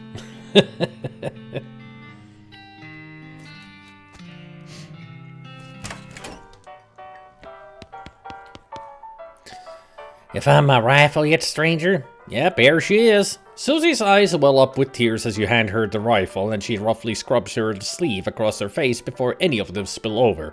Thanks, stranger. I didn't catch your name. I'm Psycho. Thanks, Psycho. Can't rightly say what this means to me. She looks at the rifle for a long moment, then looks back up at you. She sighs. Well, that's enough wallowing in misery. Time for me to hit the road. If you want me to tag along when you head west, you just say the word. Sounds good, Susie.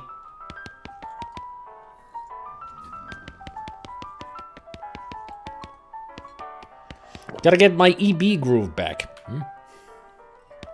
Streaming is scary, yeah?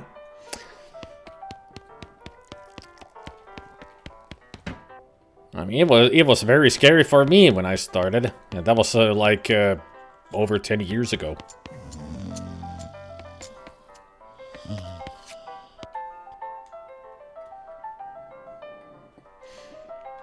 Can I play? They look at you nervously. Okay, never mind. Dang, I'm lost. That so gristled my frizzle rattle. Uh-huh. See you later, Pete.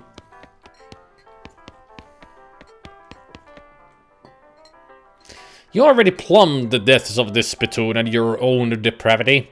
You should be ashamed of yourself. Sorry.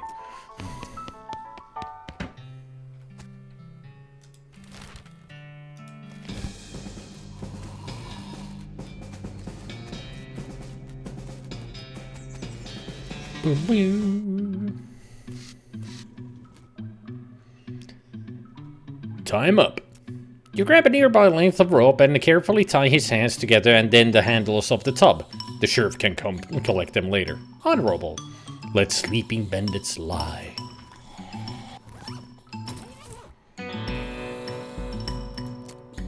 You've got a strong moral compass and an accurate ethical protractor. Honorable options will be available in some situations.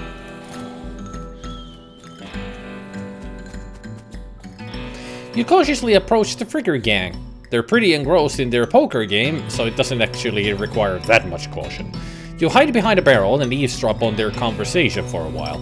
The one with the eye patch is quiet, but you gather that his name is Snipe, and that the squirrely one is his brother, Wimpy. What's your play here?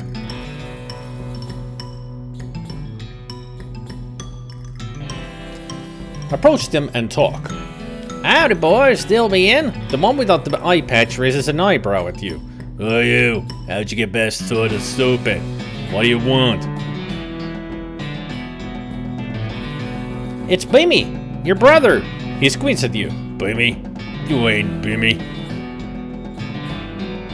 I am so Bimmy. I stole some Rube's face.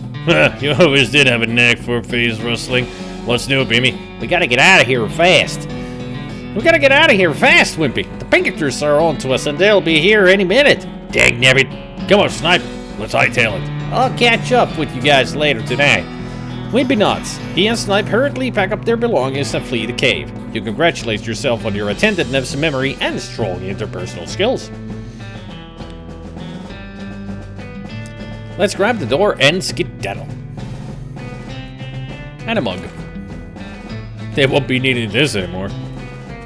A pile of Fricker's ill-gotten gains. What a hole! 50 in 50.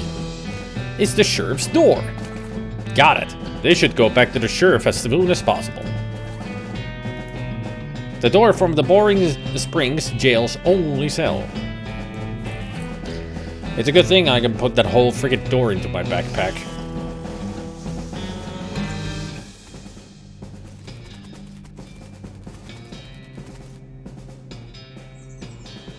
So I got a message saying, "Hello, buddy," from a random person that has no followers or any activity on their channel. Gee, I wonder if I should respond.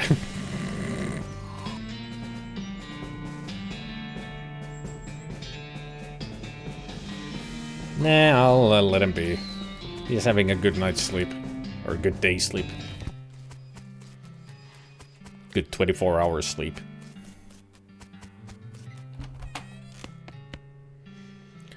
I see the Frigger gang has put a stop to your breathing. Did you rescue my cell door? You hand the sheriff his door and he hangs it back on its hinges. Nice work, stranger. This year's prison cell just got about 4 times more secure. Are there any Frigger boys left for me to round up? Yeah, 1 or 2 that are asleep on their job. I'll go round them up shortly then. Looks like I owe you a reward. He produces a big bag of meat. Got another little task for you if you got the time. Should be a lot simpler than the last one. What you need? Well, the Frickers busted the lock when they took the door. Gonna need a new lock. I just so happen to have one. You hand the sheriff the lock. That'll do nicely. The sheriff puts the lock on the cell door, then accidentally drops the key and it clatters into the cell. Hellfire.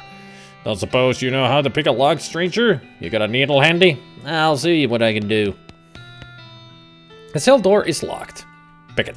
You deftly pick the lock.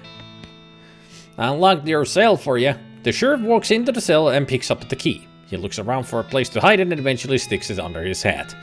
Thank you kindly, stranger. If Boring Springs ever gets any more criminals, they better watch out. That's a good job you done. Don't mention it. Here, have this as a souvenir of your time in Boring Springs. Replica sheriff badge. Thanks, sheriff.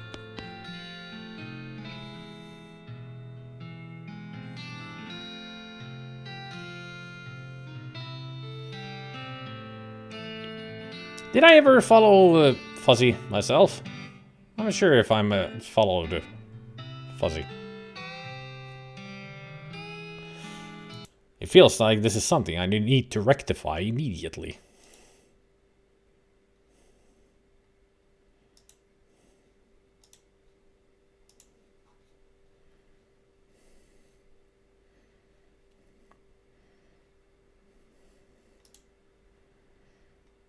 There, follow.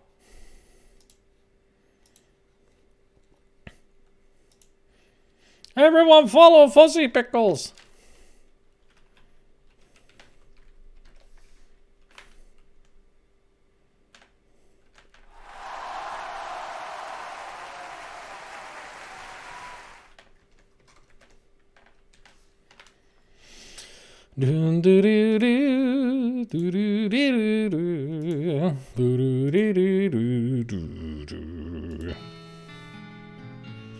Have you followed me, Spidey? Yes, I have totally just followed 2 seconds ago.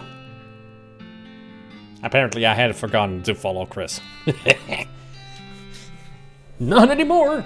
No, I am a follower of Chris as well.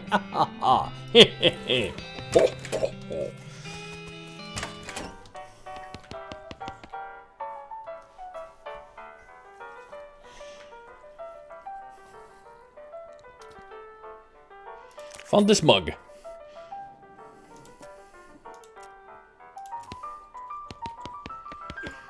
I think that's everything that we can do around here. Yep.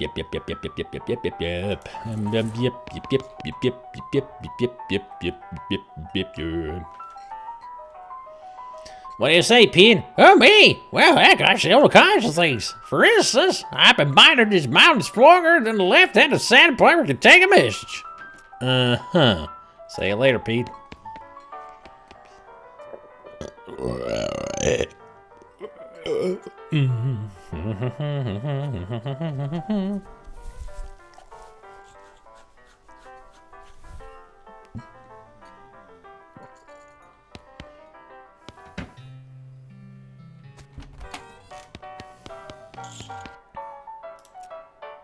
Look, I have some meat. Let's play.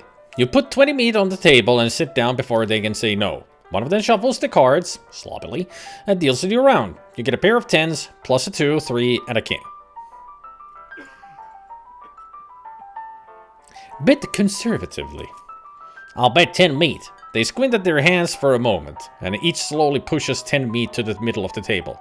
Okay, read 'em and weep. You show your pair of 10s plus through 3 king. The guy on the left has a full house, 2 jacks and 3 aces. And the gal on the right somehow got a straight flush, 2 through 6 in hearts. You explain that jacks are worth 9 points each, giving the guy on the left total of 21 points to the gal on the right's 20, and you're 25 plus a king. And the king means they have to either pay you in human teeth or an extra 10 meat each. They gasp and push more meat across the table at you. You collect your winnings and stand up. They thank you for helping them learn the game. I just intimidated 40 meat from these people that don't know how to play poker. Honorable indeed. It says honorable. I'm far from honorable now, because I just cheated money out of poor people.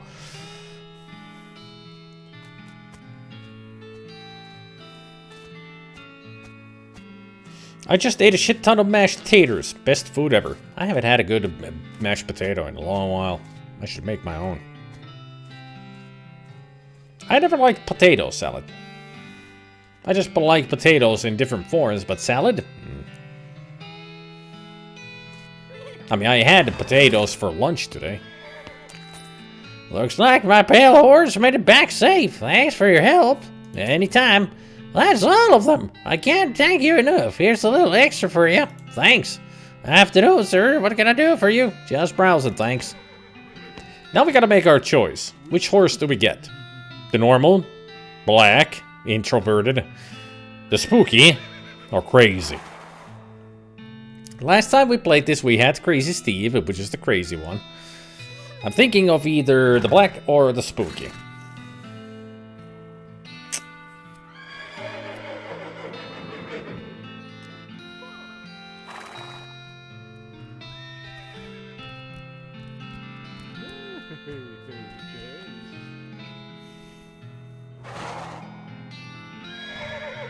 I think I'm gonna go with the spooky one this time. I mean, it doesn't even have pupils. That's how ghostly it is. Not to mention, it levitates. Afternoon, sir. What can I do for you? Can you sell me a horse? Sure thing. I should warn you, though. Horses get mighty attached to their riders. Once you bought one, you won't be able to change your mind later. Which one are you interested in? Basic model, shifty looking, spooky pale one with the crazy eyes.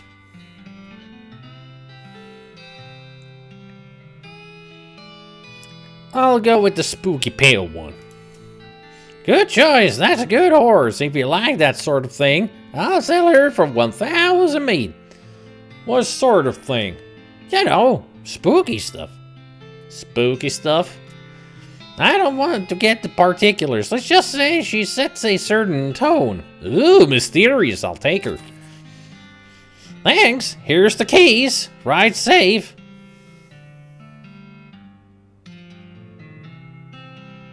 Apparently, the horses are cars. I mean, they got 1 horsepower at least. Give her a name.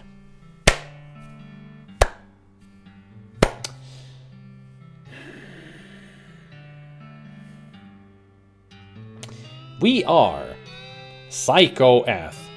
The P is silent in the first and the last name. So we need something that works with that part. But also, because it's a ghost...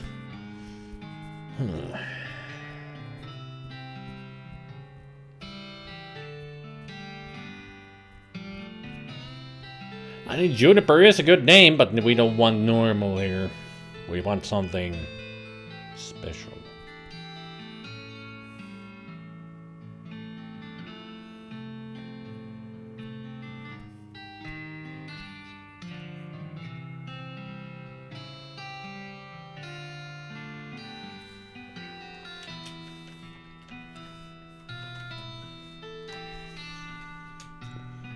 Pseudo.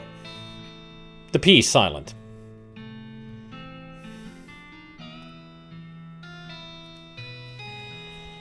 Psycho Eth and his horse Pseudo. All the P's are silent. It's not psychopath, it's Psycho Eth. Yes, it is perfect. I mean, pseudo works because it goes with the theme of our main character, and it's a pseudo horse. I mean, it looks like a horse, but it's actually a ghost.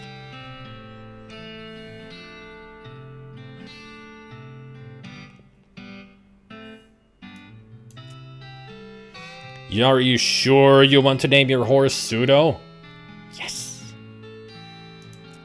Alright then, Pseudo the horse. It's got a nice ring to it. Okay.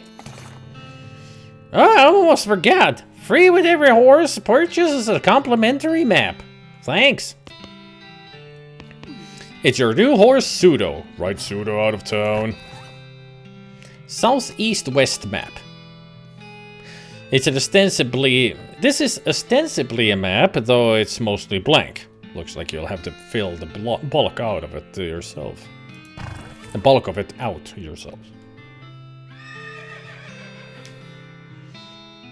I'm not sure if anyone here has heard the name Myra Hindley. She was famous in England. I think I have heard it as well. I mean, Lizzie Borden I do know. But Myra Hindley sounds familiar. Maybe I've heard the story of Myra. Somewhere.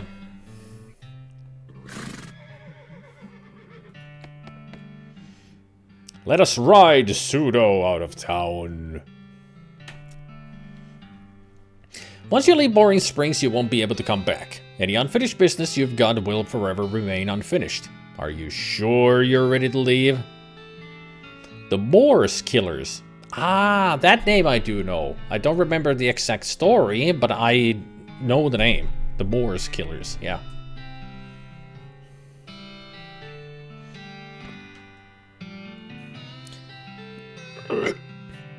We are ready to leave. Alrighty then. You're properly horsed and ready to start your new life in the West. All you need now is a partner. Somebody to share the trail with. Somebody you can rely on for emotional and combat support. Who will you take with you? So we can take Crazy Pete, Doc Alice, Susie Cochran, or Gary the Goblin.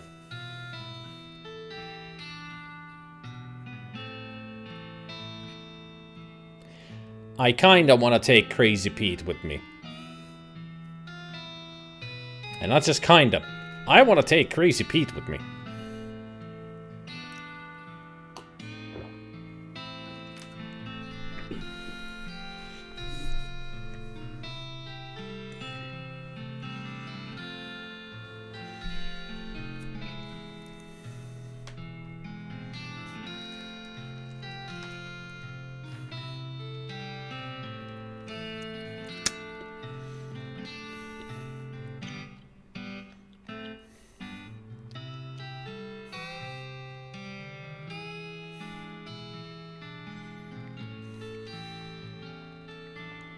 Yeah, I'll take Pete with me. Gary the Goblin is fun, because I can talk to all the goblins. Susie is good at shooting. Doc is a good support character with her healing and such, but Crazy Pete is just fun. Oh yeah, Doc Alice has that, the animation, yeah. Just goes...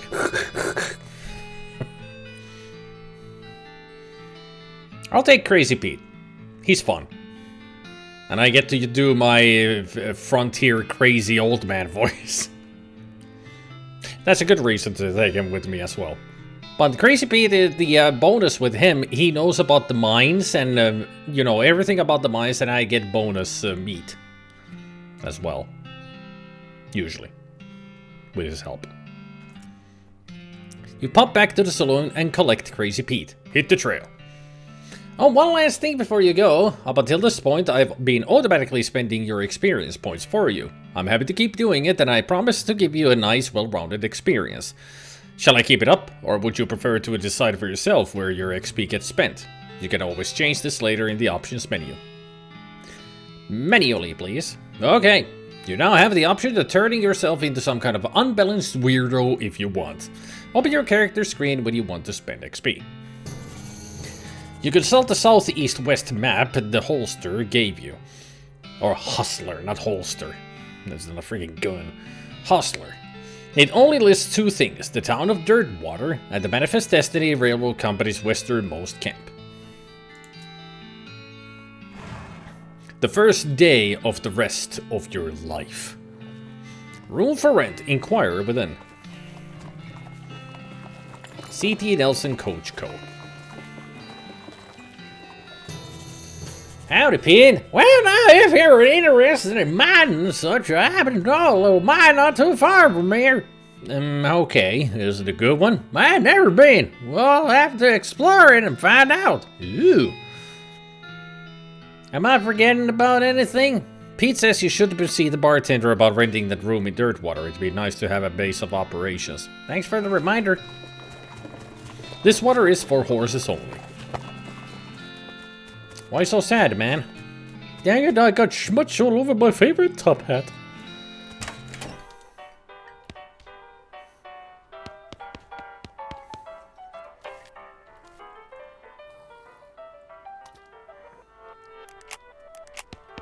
The piano player is not very good at his job.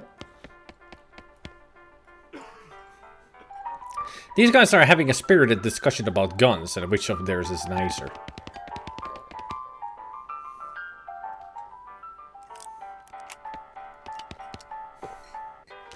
Somebody give the piano player a good kick. Maybe that'll fix him. That gal doesn't look like she's in the mood to talk. They're engrossed in conversation. Leave them be. These guys must have fallen asleep during a brawl. It's your partner. Well, howdy there. Always nice to see a new face in town. Welcome to the Jewel Saloon. Hi, thanks. I'm Psycho. Glad to know you, Psycho. Folks around here just call me Lloyd. What can I do for you? Nice to meet you, Lloyd.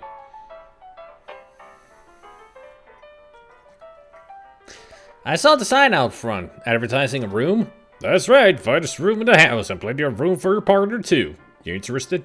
How much does it cost? Well, there's where you're in luck.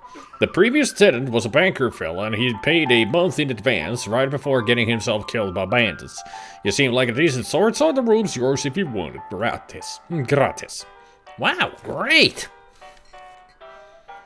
Howdy, Psycho. Anything I can get for you? Hey, Lloyd. Need any help with anything? Well, if you're handy with the mechanical type stuff, and something's gone wrong with our piano player. I thought the music sounded a little off. Yeah, it's not supposed to sound like that. I'll see what I can do. Thanks. I'd poke around in him myself, but I lost the key. This has suddenly taken a strange turn.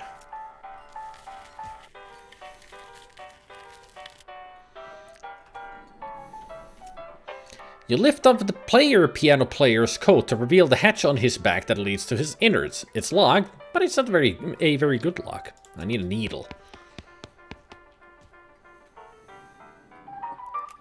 And also, spittoon! This is a spittoon, which is a sort of brass bucket that people spit into instead of spitting on the floor. Because not spitting at all is not an option in this society, I guess. I say this despite knowing that you're pretty intimately familiar with spittoons already. Sicko. Inspect it. Look, the Jewel Saloon is pretty nice as saloons go. Actual glass in the windows, more than 2 kinds of drinks, a poker room instead of a cockfighting pit, but this spittoon is still a spittoon. The rancid tobacco spit inside it isn't fancy rancid tobacco spit. Inspect it. Here we go again. Here we go again. Alright, fine. You're now hunkered down next to a brass filth bucket, which has probably never been cleaned or emptied because you're near the desert and the ambient humidity around here is pretty low. Low enough that the spit evaporates nearly as quickly as it accumulates. So that's good, right? No, that's bad. Because it's only the water part of spit that evaporates. This brass bucket is half full of the rest of the spit. The toxins and filth that don't evaporate. Several years' worth. Distilled and concentrated until it's the consistency of molasses. People aren't allowed to flick cigarette butts into the spittoon anymore because they bounce out. Search it. You're about to put your hand into a bucket of something the color and viscosity of maple syrup, except instead of maple, it's flavored with the insides of mouths of people who chew cigars instead of smoking them and have never brushed their teeth. Yeah? Glorp. It feels like putting your hand into a bucket of lukewarm tapioca pudding. Except instead of tapioca, it's basically poison. It smells like someone ran over a skunk, waited a week, and then set it on fire. It feels like your head is dissolving. Keep searching. You found something. You found a tacky, filth-covered porcelain cow figurine. A useless, disgusting thing that will make a great heirloom for your children, assuming you're still able to have any, and you hate them. Hooray! I just love the text with the spittoons. It's so much fun. You have to hold this little porcelain cow upside down because it's filled with tobacco spit and you don't want it to spill out the little hole in the bottom of it. So I got melee attack damage, +3. Nice. Poker room. This poster says rules of poker, followed by hundreds of weird rules in tiny print. A player holding a 10 must swap cards with the player on their left. 3s are wild, unless accompanied by a pair of one-handed queens. Aces are wild, and queens of clubs are double wild. 4s are wild, unless accompanied by 2 mustachioed kings. A full house beats a South Carolina flush. This table is full. No room at this table. There's an empty seat at this table. Play poker. No, thank you.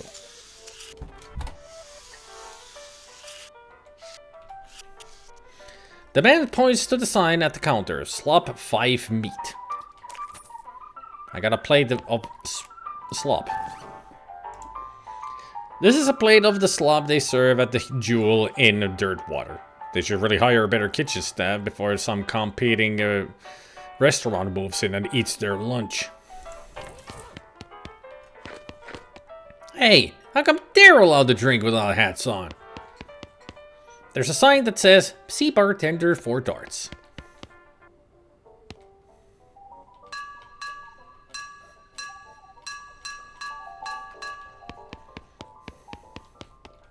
This chair fell over. There we go. 1 XP.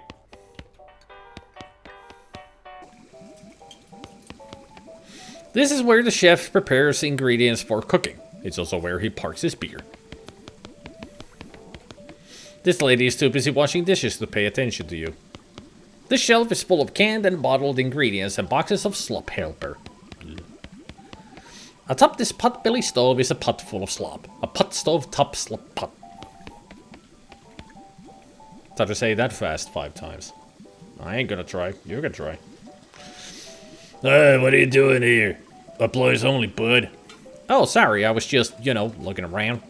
So you're the nosy type, eh? Well, I prefer adventuresome. As it happens, there's something you can do for me. I'm out of saltpeter. I need someone to go pick me up some more. Saltpeter? Isn't that used to make gunpowder? And other things. Look, who's the chef here, me or you? Okay, okay. Where can I find it? Your best bet's a military camp. Because it's used to make gunpowder. Shut up. The nearest one is Fort Cowardice. They keep it in little green jars. Okay, be right back.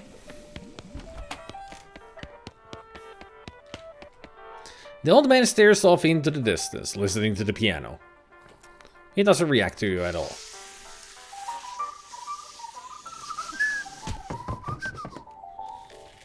You look at yourself in the mirror. How well can I insult myself? Can't remember if it was to do with grit, gumption, glamour, moxie, muscle. Had to do with something with one of those.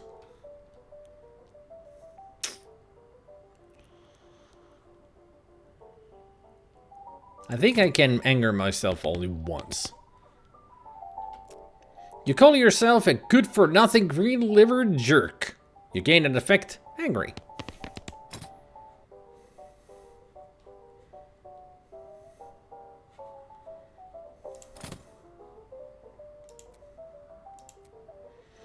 You're madder than a hornet. If your anger level gets higher than 2, you'll pass out from rage. Yep. So I can insult myself once more. You call yourself a good-for-nothing green-headed jerk. At least we're not a big old bedwetting duty head. It's your bed. There's a postcard on this little table. Take it.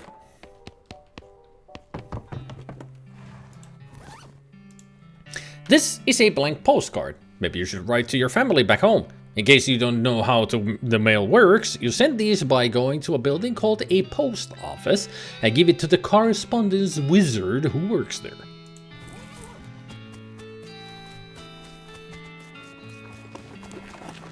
There, the Dirt Aider Post of Ice, sponsored by LTNT. This little girl is selling flowers. Thank you, mister. I regret the tiny hat purchase. I can see why. Hope my wife hasn't left me yet. One of those newfangled telegraph machines. A big cabinet of locked post office boxes. Hi, I'm Psychopath. No, I'm sorry, Psychoath. Any mail for me? Nope. Darn. Well, I'd like to send a postcard. Alrighty, let's have it. You write a quick note to Rufus letting him know that what you've been up to and that you're okay. That'll be... Oh, it's one of them prepaid ones. That'll be 0 meat then. Thanks.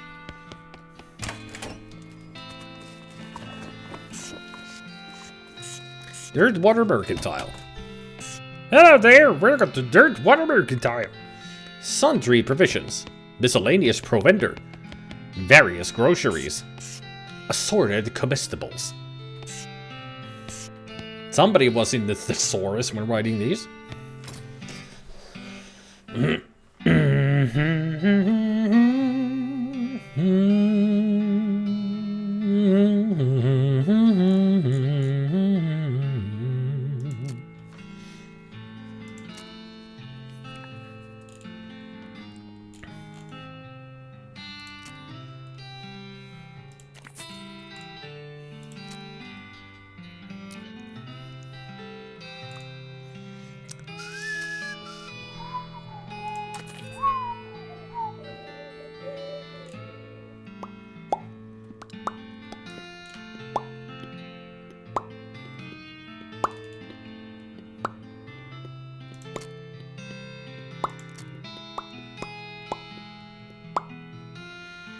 I'll take the advanced cow punching.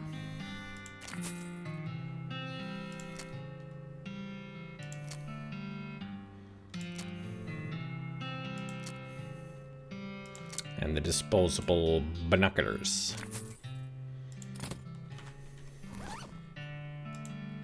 Cow Punching Volume 278. This is a single volume from a sprawling encyclopedia of cow punching knowledge. Brawny, a perk which increases your maximum HP. There's an essay about how to do particular kind of sit-ups that make your abs really thick. There's a chapter about rubbing your skin with sandpaper in order to thicken it. There's a really interesting article about punching people so hard that they stop moving. So thick skin increases your armor, protecting you against melee attacks, and Haymaker, combat skill deals damage and stuns an enemy. I'll take Haymaker. You read the advanced punching techniques and practice for a while by punching a cactus. Unfortunately, by the time you're done practicing, you splattered the book into cactus juice, ruining it. Aww.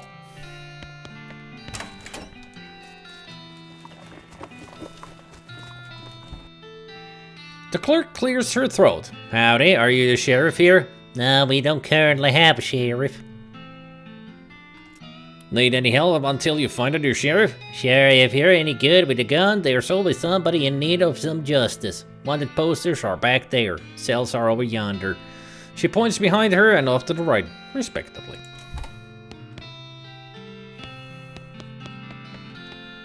It's a wanted poster.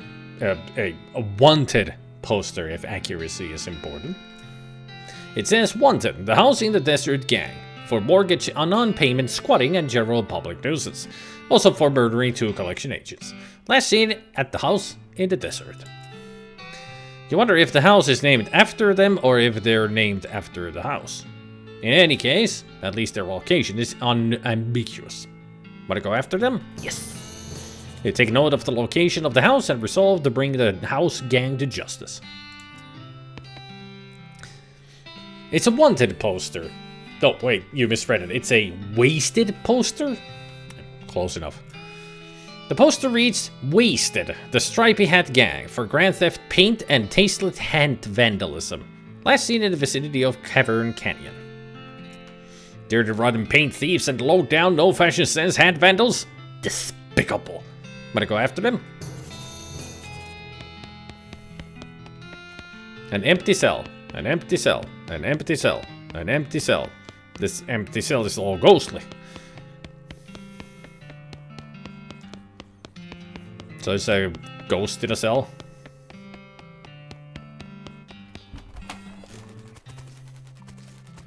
A vacant lot. Another vacant lot. Third vacant lot. Fourth vacant lot. Fifth vacant lot. 6 vacant lots. You saw the sign. There's nothing past here. Not a lot available past this point. Ha ha ha ha ha ha ha ha.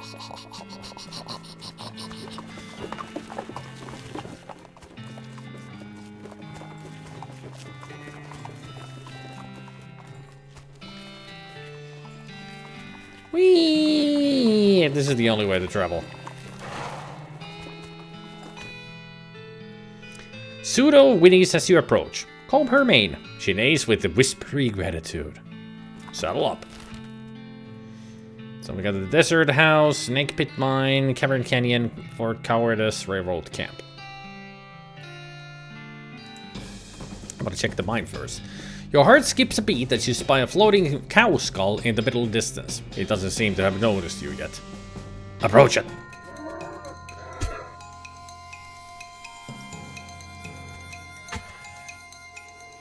Pete will hit the target with his lantern, dealing 5 hot damage. Pete will give you, or whoever, a pep talk, raising all stats by 2.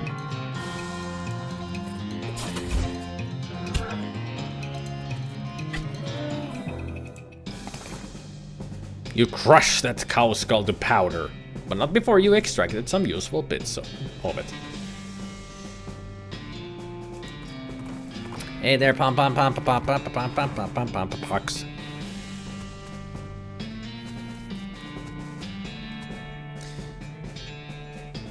You look at the mining equipment. You have no idea what any of it does. Ask Pete to explain it to you.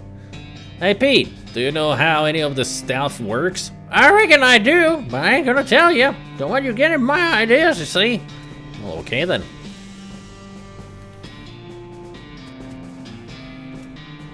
Well, now, this here seems like a fine little mine. Not too deep, not too cramped. Shame it seems to run dry. You can tell that just by looking around here, out here. Oh, I got plenty of experience in these matters. I see. Explain it to Pete. Hey, Pete. What? I just wanted to tell you about this mining stuff. Okay. So this first machine here, this is an automatic rubble blaster. Pete stares at you blankly. Move on to the next machine. And this thing over here, this thing is used to extract metamorphic shale and then powder it.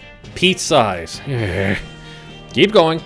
And this third machine, this is a retrograde slag flattener. It converts mud into hard sandstone. Isn't that interesting? Pete rolls his eyes. Are you finished? Yes. You sure do think you know a lot about mining. You're a real expert. You'll gain XP when you interact with mining stuff.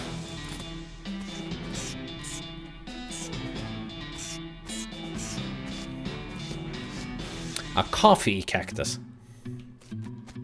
A pile of loose boards. I need a pickaxe. And also hammer and nails. You can see a snake coiled up in the little hole. Pull it out and punch it. This cart is overflowing with rubble. 60 meat and 5 XP from Minesplane. A cache of mining supplies. Turbos of spiked coffee and can of kerosene. When you work deep underground, it's hard to keep track of whether it's the appropriate time to drink whiskey or the appropriate time to drink coffee. Eventually you just stop trying. It's surprising how many obstacles can be overcome simply by covering them with gas and setting them on fire. Years of being stuck in the nose of a cow have done nothing for the finish on this thing. For centuries we ate them. These teeth are proof that they decided it's their turn. Want to look at more than one thing through them? Too bad. Somebody left their pickaxe here. Pick it up. It's an exposed meat vein. Mine it. Hell yeah. Extra meat and extra XP. Yeah, Pete points out some meat you missed. That's why you want to have meat Pete with you. You get extra meat.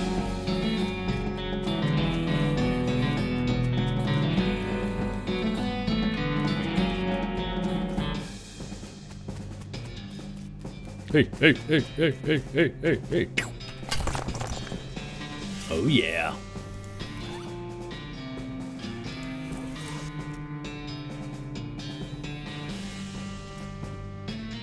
Well, if you're in a hurry to push west, I'd say the train will get us there much faster than horseback.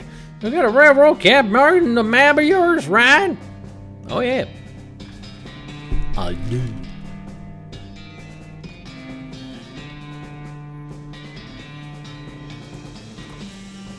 You discover what is either an open grave or a very deep and rectangular pothole.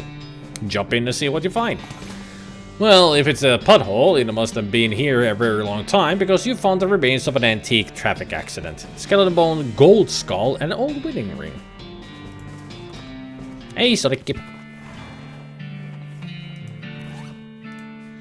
You can pick your friends, and you can pick your nose, but you shouldn't use this to do either of those things. You don't have a bone to pick, but you do have a bone. It wasn't enough to get a gold tooth. This person had their entire skull replaced with gold. I wonder if they survived the process. The honeymoon is definitely over for this old tarnish silver thing. A beer barrel cactus. Well, yeah, I was expecting to see some soldiers marching around, saying as it's a fort and all. Yeah, it must be abandoned. It's just like the old saying goes, when life gives you cannons, make a cannonade. Forward cowardice. Sure do look abandoned. I'll stay here and keep an eye out while you check out the place. Might be some good scavenging, hey? Okay. You climb on into the watchtower and take a look around. Nice view from up here. Binoculars. You see the smoking ruins of a ranch near the northern horizon, Butterfield Ranch. Keep Fort Cowardice beautiful.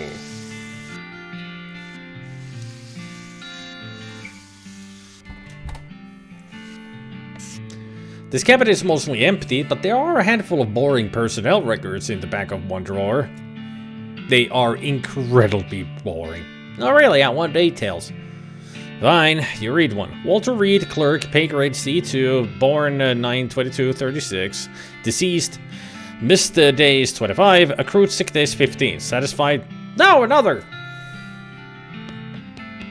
This once was a reception desk, but now the most appropriate thing for it to receive would be a free trip to the dump. In general, this is a door. More specifically, it's the door to the general's office. Even more specifically, it's the locked door to the general's office. The cupboard is bare, and also it's not really a cupboard. It looks like there's some good mess left. Military-grade whiskey and hard tacks. It's a spice rack. Little green, unlabeled jars. Hopefully this is the stuff the chef was looking for.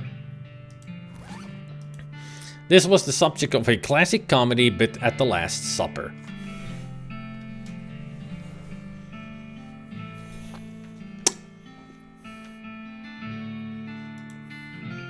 This cracker is definitely optimized for shelf life instead of taste. This is a special kind of government whiskey designed for soldiers in the field. It's fortified with all sorts of vitamins and things and can be used in a pinch to sterilize, or at least make the victim feel better about, a battle wound.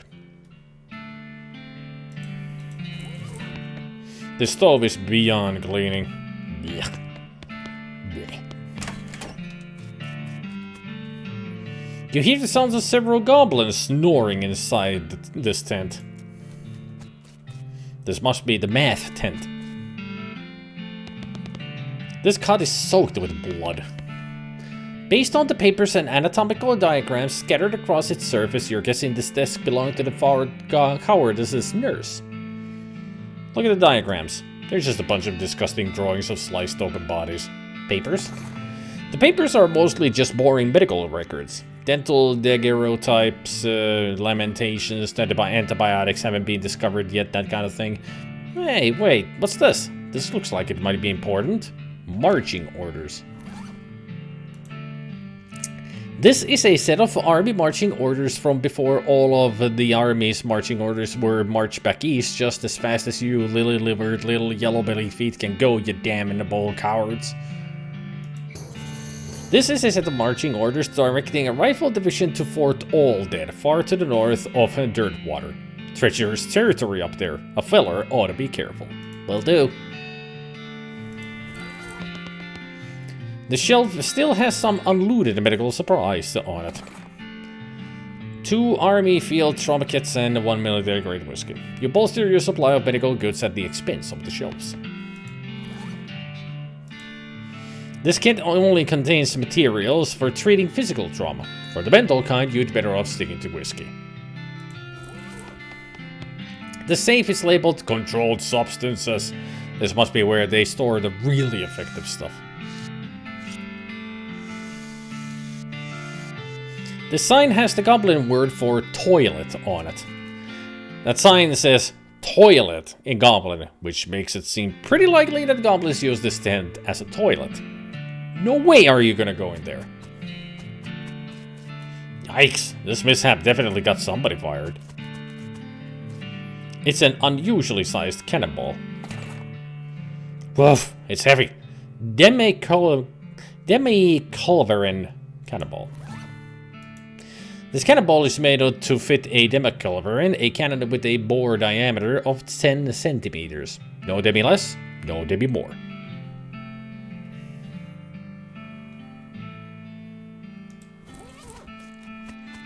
10 centimeters is like about 4 inches.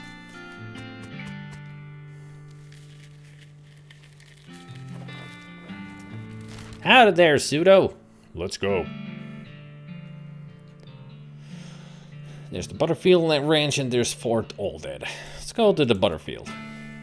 You find an abandoned crate which has mine stuff stenciled on the side. Which is the worst grammar you've ever seen, even in a place and time and place notable for its poor grammar. You pry the lid off the crate to help yourself to the contents, which are now your stuff. Smelling salts and can of kerosene. This is a bottle of foul-smelling ammonia crystals designed to disgust people into being more awake. Gives you one additional action point when used in combat.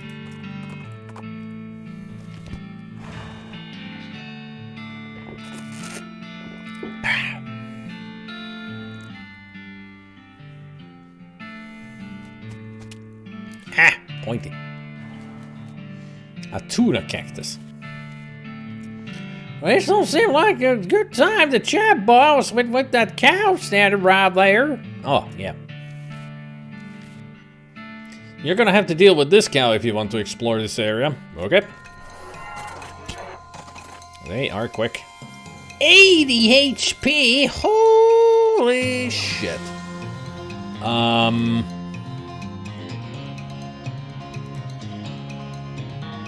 Sniff it.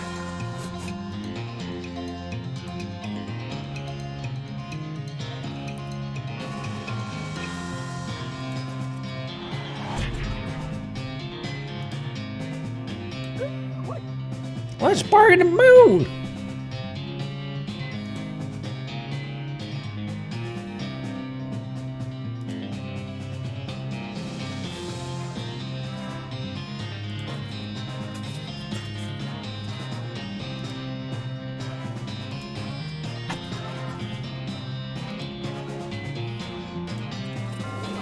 There, now it's on fire.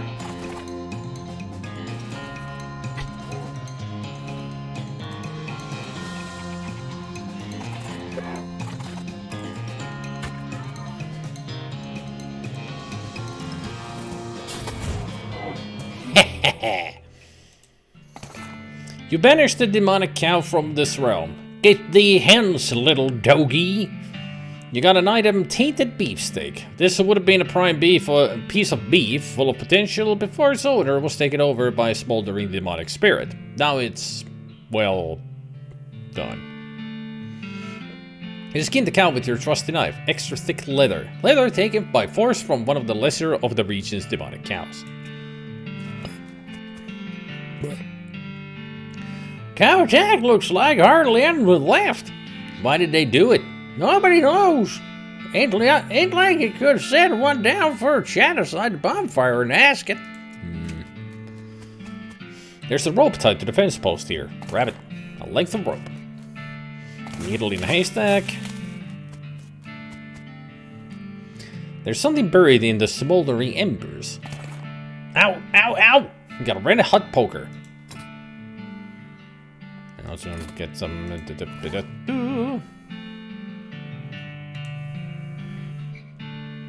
Deals hot damage instead of physical. And it's stronger. So...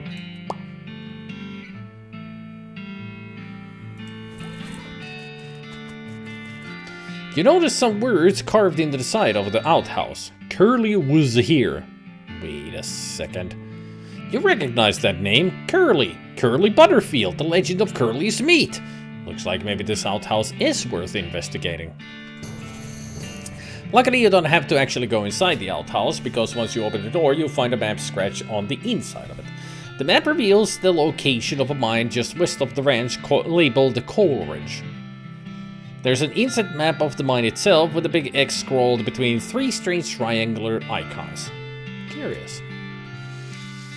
You have nothing to turn. Barn door is locked. Damn it, need a lockpick too. To your horror, you see that every single cow in the Butterfield dairy herd is now an ungulate, an infernal cow spirit bound in stone. They're not dangerous, unless you get near them. Walk away. We're not strong enough yet.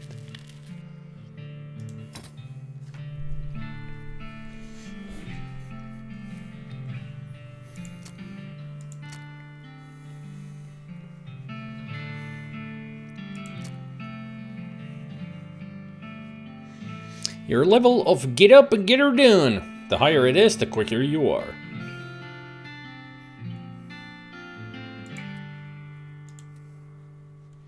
There we go.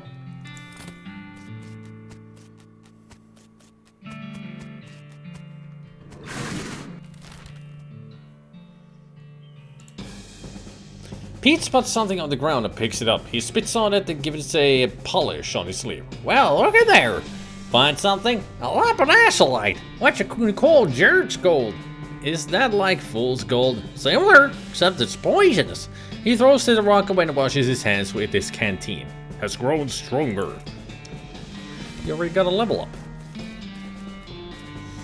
Another mine, eh? Reckon I'll come in and have a glance, see if you reckon on exploring it.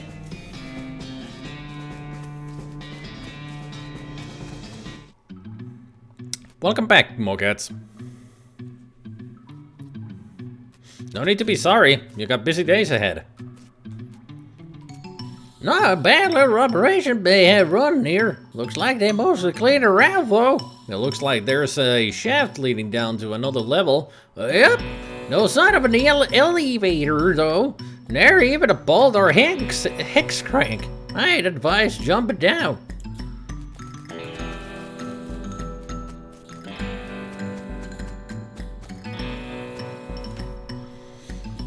Okay, I am Bach.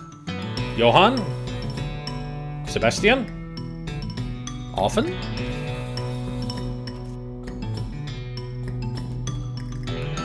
There's a row of lockers here. Must have been used for storing the personal effects of the fellers who used to work this mine. The first one is labeled Aylesbury WM. It doesn't have a lock on it. The label on the second one is covered in some kind of white goo. The third one is labeled Loose Ben and has a combination lock on it. Hey, Denarian. The locker contains one of those mining helmets with a lamp on it and a bottle of laudanum.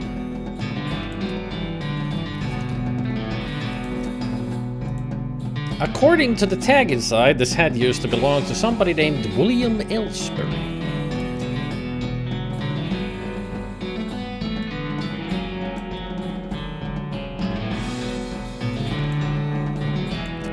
I'd rather have the armor than one muscle. This cart was abandoned in a hurry. Loot it.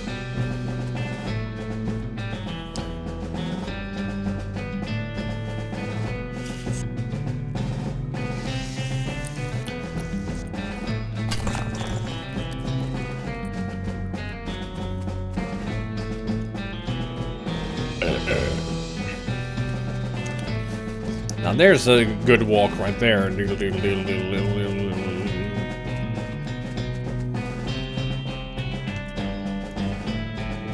Sure is dark down there.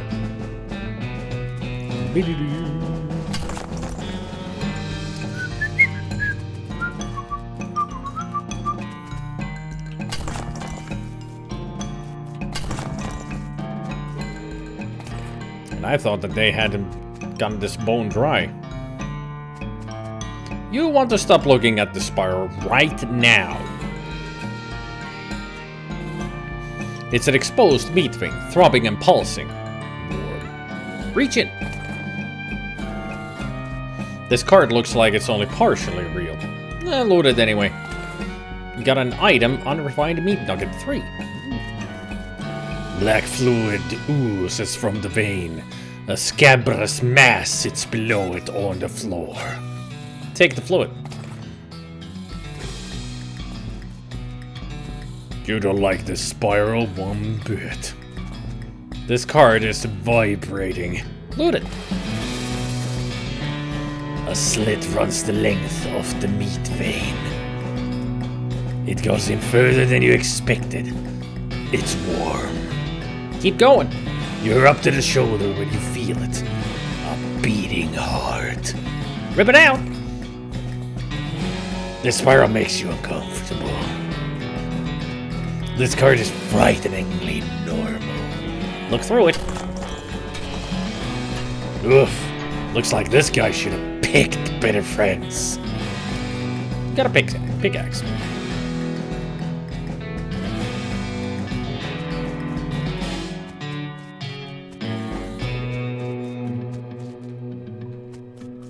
Well, we got out of there safe and sound.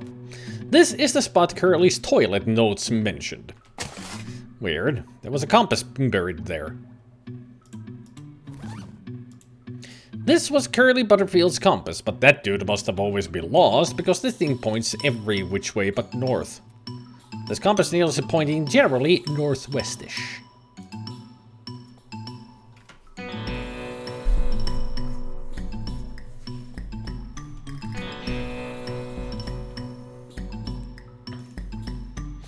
I have never seen or heard of this game before, but I love it. Yeah, it's a great game. This is like my 4th, 5th time playing this game.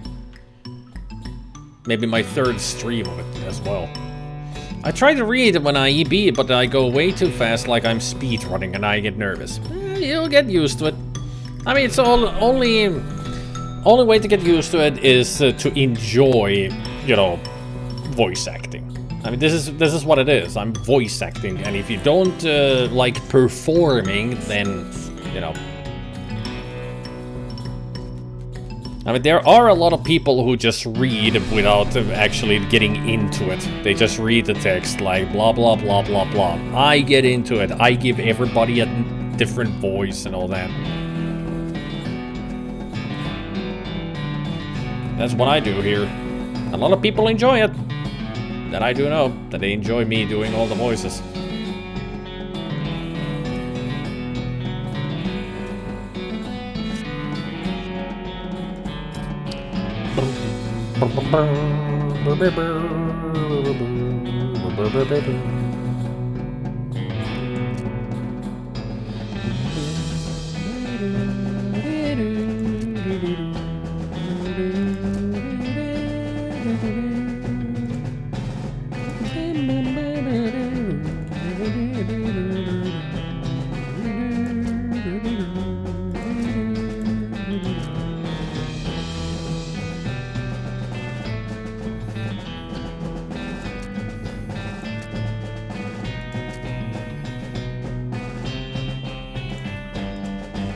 There.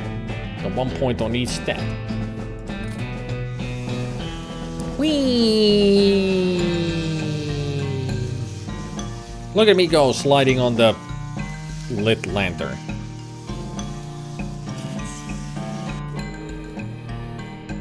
Open the second locker.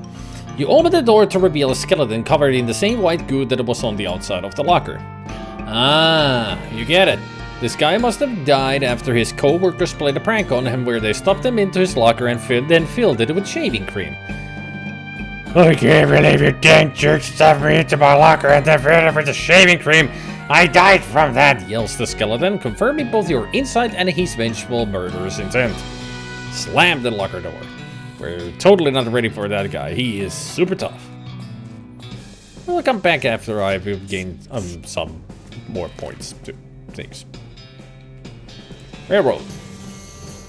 You notice a campsite off in the distance that appears to have been very comprehensively trampled to ruin. Keep going. I'll check that later. The Manifest Destiny Railroad Camp. Ooh, look at all the rocks. This here train ain't moving for a while. I wonder if we can help somehow. That little slicker in the hand back there looks like a fella to ask. Okay.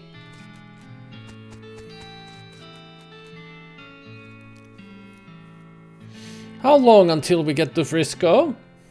Complaining won't make the train go any faster. Daddy, are we there yet? It won't be long, dear.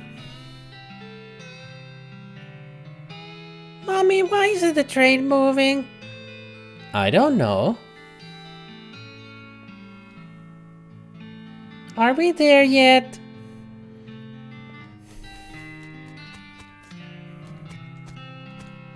This guy should never be put in charge of a switch.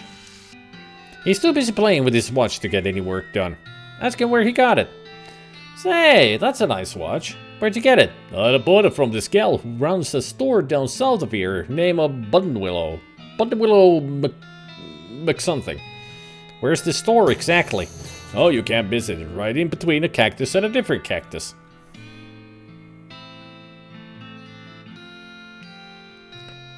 Thanks. Don't mention it. Don't mention it. She's not getting much track later, but she's an expert whistler. I mean, she's whistling the main theme of the game. Always like that. You approach the beleaguered looking man with the tiny glasses. Out of there! Who's in charge of this outfit? If I'm being charitable, I'd say that the fella over there in the white hat is the foreman. He points at the man next to the huge pile of rocks. And if you're not, he smiles. Then I'd say that the paper-backed idiot over there in the absurd white hat is the fella you're looking for. Alrighty, thanks. Honesty. Hi, are you in charge? I was wondering if there's anything I could do to help. You want to know something? I love trains. Oh? Ever since I was a little boy. Huge, magnificent, roaring iron beasts. They were magical to me, like dragons. When the opportunity arose to take management of this rail line, I jumped on it like a shot. And you know what I learned? What's that? Organizing and building and running one of these operations is the most amazing pain in the ass you will ever imagine. You want to help? Congratulations, you're a new foreman. I'm going home to play with my models.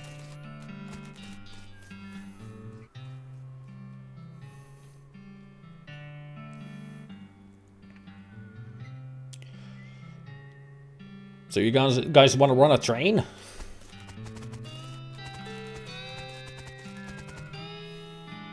I guess I'm the boss now? The man looks you up and down. Well now I suppose you can't be any worse than that last clown. He extends his hand. Name's Smee. I'm your assistant. What's the situation? Well, I'm sure you didn't miss seeing this giant pile of rocks blocking our path. The surveyors say that there isn't any other suitable mountain pass, so we can't reroute around it, even if we had the months it'd take. Any ideas? Well, by my calculations, we could dynamite it clear without too much trouble. Problem is, it'll take a lot of dynamite. A whole year's worth, I figure. We used to keep that much on hand for emergency, such as this one, but a pack of goblins stole it all. Sneaky little varmints. Alright, I'll get it back for you. Glad to hear it. The goblins are holed up over in Gustafson Gulch. It's a real rough place. You might want to spend some time getting in the lay of the land and honing your fighting skills before you head that way, especially if you plan to go in guns blazing. We don't need that specific dynamite though. Any you can lay your hands on be fine, so long as there's enough of it. I'll look into it.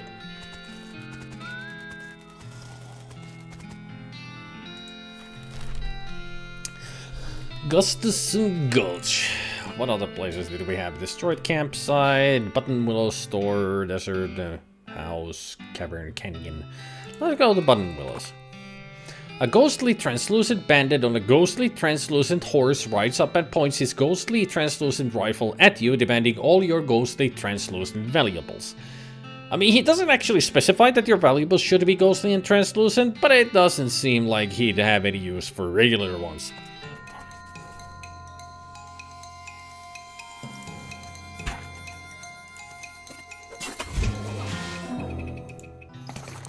You showed that bandit you aren't afraid of any ghostly translucent jerks.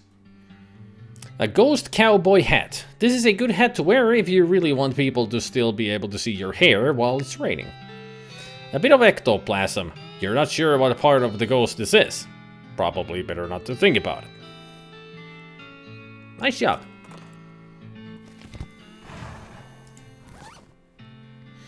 I wonder what it looks like if I put it on my head. Yep, it shows my head through it. Yes. Perfect.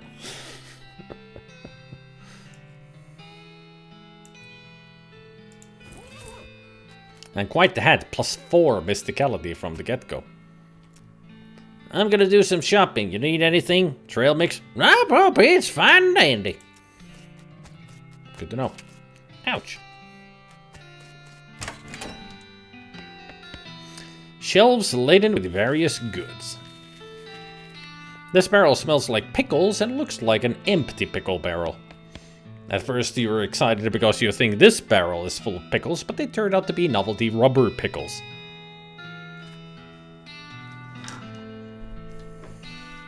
So they're like this, but just pickles? Can I get one?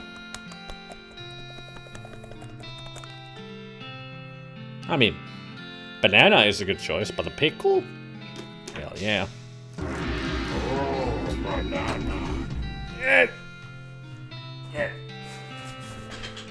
Oh, banana.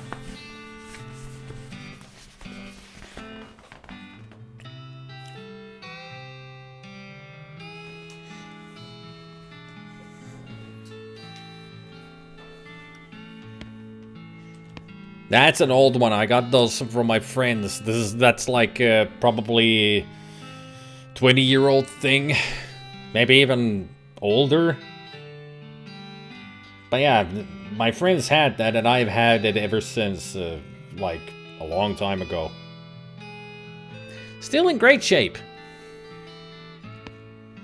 No holes in it or anything.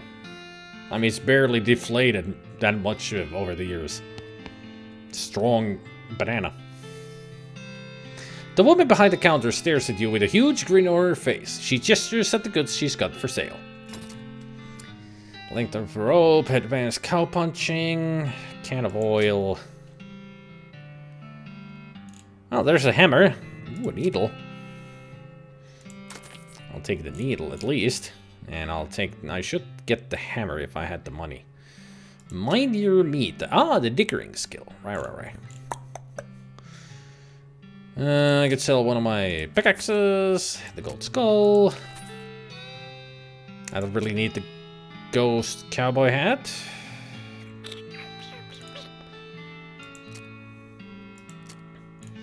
I'll sell the bit of ectoplasm for sure. Those I might need for constructing stuff. Sell all these, at least.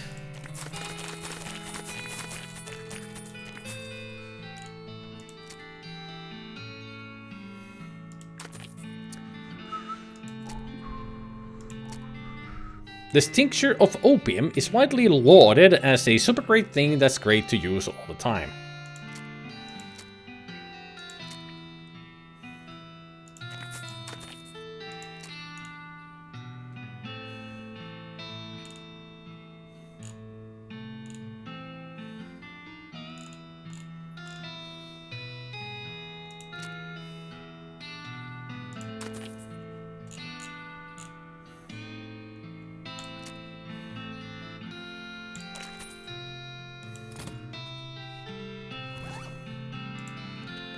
This book is a guide to making the most of your meat by getting the best possible deal on every single thing you buy.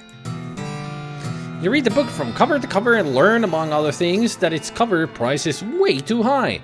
You drive a hard bargain and you never let anybody sell you the long end of stick. Nice. After you're done reading it, you use your newfound skills to pawn it off on a wide-eyed rube for 60 meat.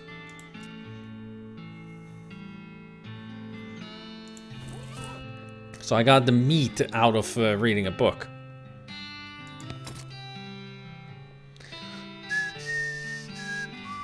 I mean, it did lower this by 30, so it is 10%. Wish I had the diggering skill already to begin with.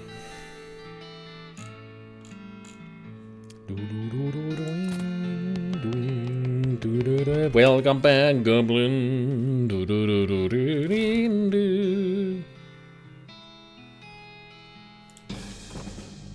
You encounter an overturned wagon surrounded by ruined books and broken pairs of spectacles. Looks like a family of especially literate homesteaders and met an untimely end here. Tragic. Look through the wreckage. You pore over the detritus and manage to find exactly one book that is both undestroyed and remotely interesting to you. Cool. As you dismount and approach the house where the bandits are holed up, you hear a voice from inside say, "What was that?" Uh-oh. Looks like you're going to have to be sneaky if you want to avoid a full-on fracas. Sneaky is my middle name. Wait, really? Nah, I was just kidding. If I had said really, it would be Psycho Sneaky F.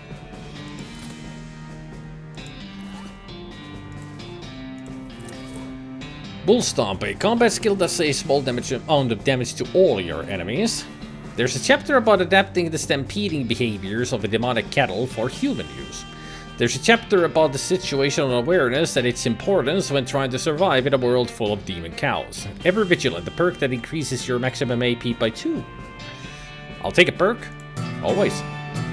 You study the situational awareness techniques until you can read them with the eyes in the back of your head. You're ready for anything, as long as anything is a fight. Then you shoot the book into pieces because you don't trust it or anything else anymore. That book had it coming.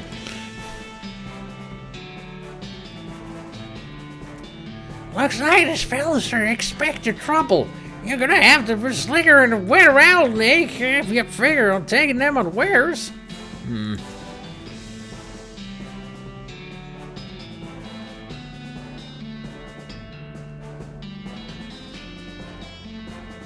From the sound of it, you'd say this doghouse contains an angry dog. This doghouse contains an angry dog. Very funny. You're not going to be able to get past it without alerting the gang inside the house. Give the dog a bone. With a knick-knack paddywhack, you achieve your aim. The dog begins contentedly ignoring the human femur. Good for him. The dog is happily gnawing on a bone. I'm not sure about a happy, but yeah.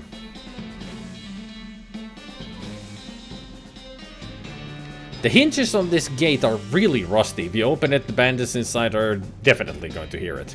Let me rethink this. I need to get that oil.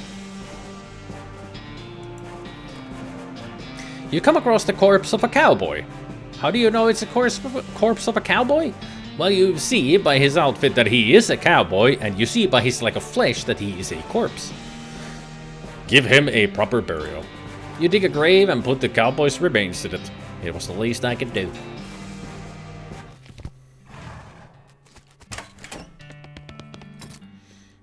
Oil. I'll take both cans, thank you. Back to the desert house.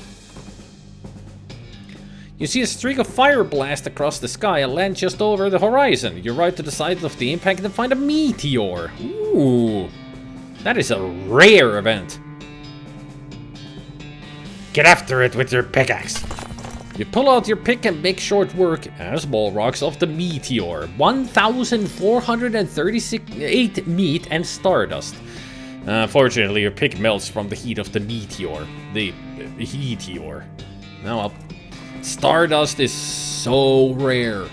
That was such a rare event. This is a handful of sparkling space powder. Increases muscle mysticality and moxie by 5 for the rest of the day. Do not do that. Do not do that. Trust me. You want to save the stardust. So we're lucky that I got it. Because I want to save it up for later.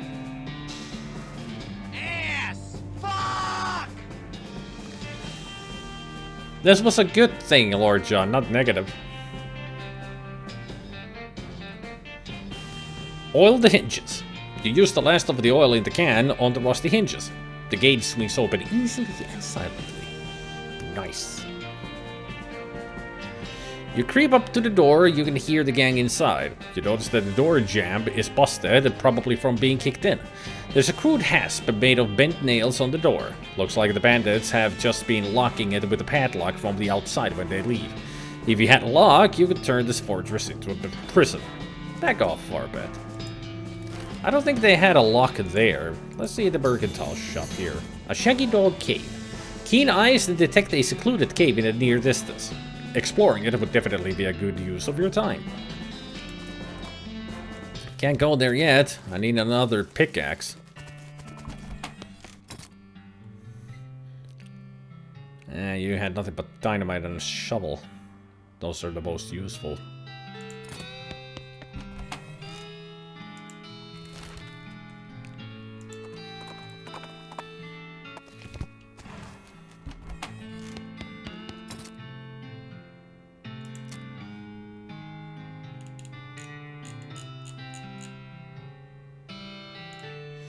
Yeah, I wasn't able to buy the hammer either last time.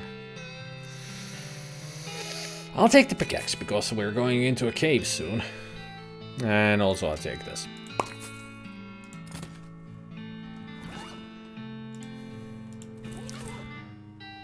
Everything stampeding behaviors. There's a big poster you can fold out and practice punching. Gives the old 1, 2, 3, a skill that lets you perform 3 punch attacks in quick succession.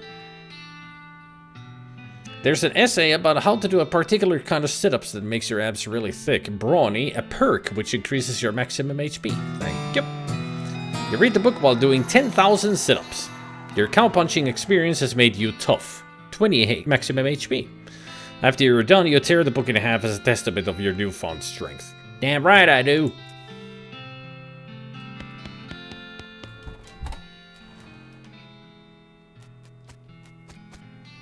Is it just me or there's something wrong with my hand?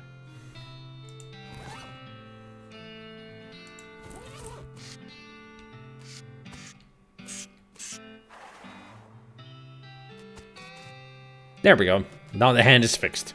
It was just bent weirdly. I do love the whole Ministry of Silly Walks vibe they've got going. Yeah, that's one of the options that you get in the beginning. Stupid walking. And there's so many different styles of walk that we do.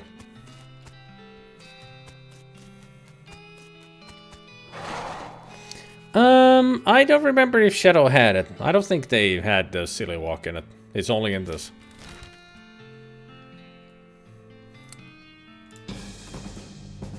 You find a crate of supplies bound for a nearby army fort. Looks like it fell off of the wagon. Or the driver fell off the wagon and was too drunk to strap it down. In any case, it looks like it got knocked open by the fall. You fish through the crate and help yourself to its military contents. It's not like those army cowards have any use for it back east in their coward hidey holes. This is a bullet made with extra flammable gunpowder.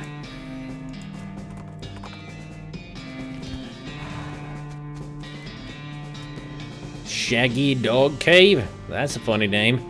Well, it seems to me I've heard tell up this place. Can't rightly recall the details, though. Guess we'll just have to check it out.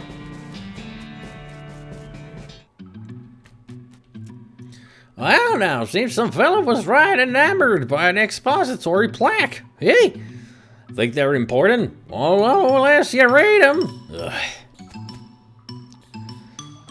Welcome to the most annoying cave. You guys ready for this?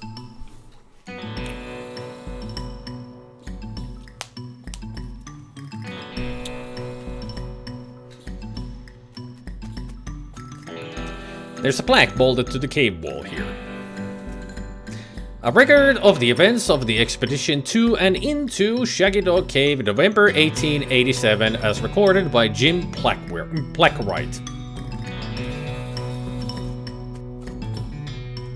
Having acquired, through various and sundry means, a story which is interesting in its own right, but better saved for another time, a map purporting to lead to a large cache of jewels and ingots of precious metals hidden by the infamous highwayman and train robber Black Coal Jr. in the years before the cows came home, I, Jim Blackwright, along with 3 compatriots, these being Nathaniel Wyman, Cyrus Howard, and Douglas Watts, set out to find the Shaggy Dog Cave and the aforementioned treasure. Our equipment and provisions consisted of 1 cart and a horse to pull it, 4 additional horses to be ridden, 2 shovels, a spade and a mining pick, a large coil of rope, 1 large basket of eggs, as well as an assortment of other trail provisions and cookware, my own collection of blank blacks and engraving tools, 1 large and shaggy dog, and a butt for. After traveling for 2.5 days to the south and east, we arrived at a small town named Dirtwater, the largest settlement in the vicinity of Shaggy Dog Cave. Leaving the dog to watch the horses, the 4 of us entered the local saloon and each ordered a beer, except Sai, who was satisfied with the water. The barman provided our drinks as requested and then withdrew a small wooden box from underneath the bar, asking us if we'd care to witness something real interesting. Considering that we still had quite a few hours left to travel, we politely declined and asked him if he knew the way to Shaggy Dog Cave. He replied that he had never been there personally, but gave us rough directions which correlated nicely with the notes on our map. Upon leaving the saloon, we discovered that to our dismay that some unknown villain had tampered with our wagon. Fortunately, the only supplies missing were the but-for and the entire basket of eggs, apart from one that Doug had concealed within a pocket for safekeeping. We also discovered that the dog had absconded with one of the horses, forcing Nate and Cy, after drawing a lot of lots, to share. What a shame they lost their but-for. After acquiring a barrel of fresh water for the trip, as well as a replacement but-for, hey, they got a but-for again, we headed out into the open desert. The sun shone down mercilessly upon us, though we took small solace in the fact that it would have been far more intolerable had we made this expedition during the summer months rather than November. In order to pass the time on the trip and resist becoming dazed from the heat and susceptible to desert mirages, we exchanged stories of our youth, which I will not be retelling here for reasons of length. However, I will relate to you 3 odd occurrences that happened to us during our trek through the desert. The first was 2 or 3 hours out of dirt water when Nate noticed a glint of sunlight upon a metallic object partially buried in the sand. This was revealed to be a brass oil lamp of foreign design and manufacture, which fortuitously still contained a quantity of oil. Deciding this might come in handy, we stashed it in the wagon with our other tools.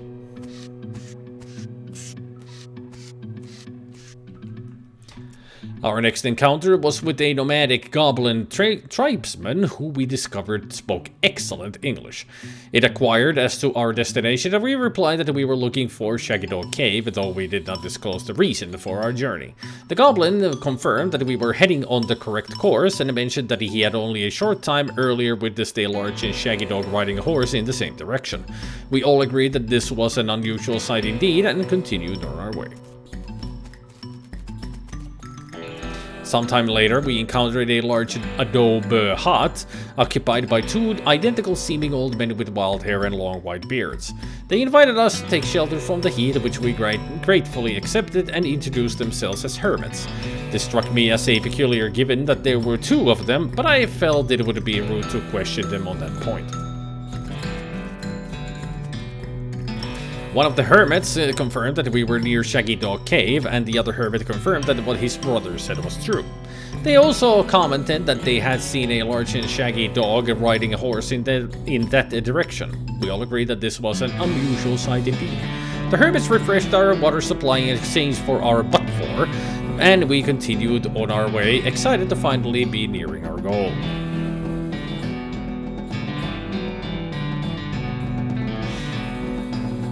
Adobe. Yeah, Adobe.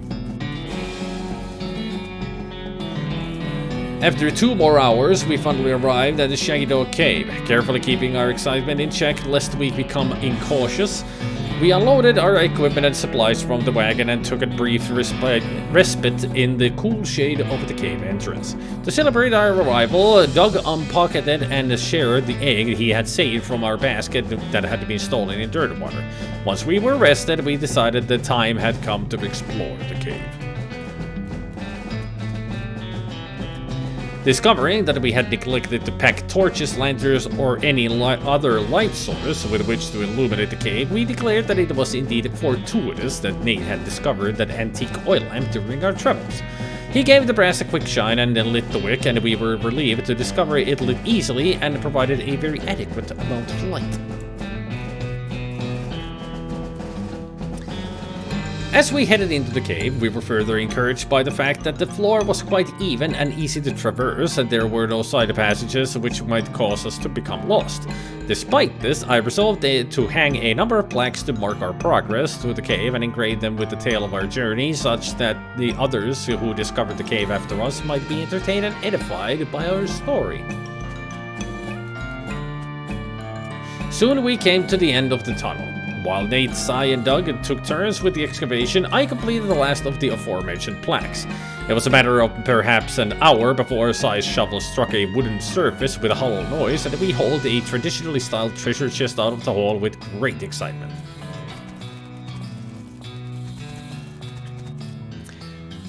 The chest was locked with an ancient and rusting iron padlock which broke easily from a single swing of our pickaxe. We opened the lid slowly, and the flickering light of the antique oil lamp shone brilliantly upon jewels of every color and shining ingots of precious metals, just as promised by the legends of Black Coal Junior. Joyous at our triumph, we loaded the chest into our wagon and began the journey home. Thank you for reading, and may your own endeavors be equally successful. Signed, Jim Blackwood. It's a hole. A completely empty hole. So now that I've wasted 10 minutes of your time, let's get out of here, shall we? That's the only thing in this cave. Reading this fucking story. It should be called a shaggy troll cave. If that's all it is, a freaking troll. I mean, we get to the end, but the treasure's already gone. They took it. Nothing for us. Boing, boing, boing, boing, boing, boing, boing, boing, boing, boing, boing, boing, boing, boing, boing. It's a nice story. Too bad they lost their butt for it twice.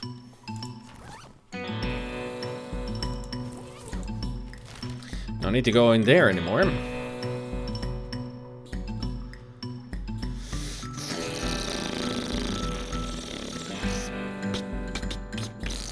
Where can I find a lock? That's what I need, a lock. Let's wander a bit. A skeleton approaches you in the jittery stop-motiony way that skeletons do. Judging by its hat, it appears to be the skeleton of a beanslinger. You remember the classic saying, all the beanslingers died like normal people, but sometimes they keep walking around and casting spells at you afterward. Threaten it. You pick up a large stick and break it over one knee. See that? You growl at the skeleton. That's you! The skeleton pauses and watches you snap the halves of the stick into smaller sticks. Crunch! Snap! Gonna turn you into toothpick, skeleton! What do you think of that, huh? Snap those bones like little twigs! The skeleton starts to back away and then turns to run. Hey! You shout after it. You got any meat? Snap, snap! It throws an old pouch behind it as it clatters away. Nice. Pseudo takes a weird turn somewhere and you find yourself completely surrounded by old dead trees. Where are you? A gray mist closes in on you as Pseudo marches confidently forward through the gnarled and ancient forest. You shudder. Pseudo stops. Through the fog ahead, you see a shape. You dismount to investigate and it reveals itself to be the shape of a pedestal, topped with the shape of a book. Take the book. A chill runs down your spine as you touch the book. Introductory neck specs. Nice.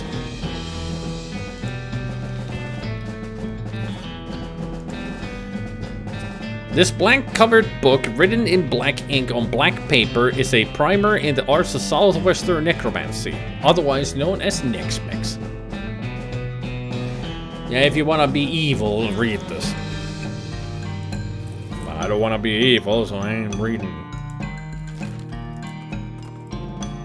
A few hundred yards up the trail, you see a solitary skeleton trudging towards the northwest. He doesn't seem to have noticed you, or anything else, really.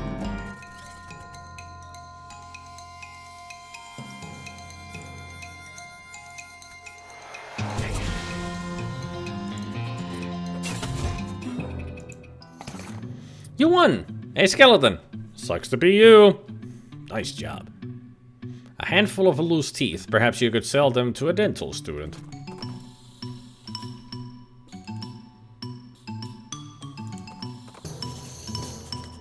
You spot a small cottage on the horizon with what looks like a work table in front of it. Silversmith's house.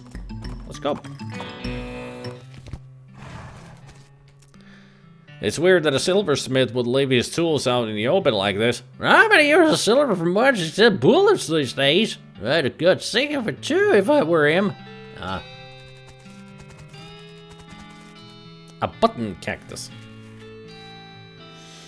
The sign says silver bullet making apparatus. Help yourself. Apparatus. The workbench has a little burner and a crucible for melting silver things and some bullet molds. It seems pretty straightforward. There's also a vise, so you could smash silver bullets into needles if you wanted to. Let's make all of them into bullets. You melt down the wedding ring and make a couple of bullets. It might have been a shotgun wedding, but it's a revolver divorce. You're not planning on going to any weddings or funerals anytime soon, so you figure it's safe to turn these cufflinks into something more immediately useful. Make needles. You squeeze the bulletin device a bunch of times to make some crude needles. One more. There. Better to have plenty of needles. The door is locked. Pick it. Well, now, this is a right cozy little place. Mighty dusty, though. Yeah, I guess the silversmith split a while ago. You managed to scavenging. Yep.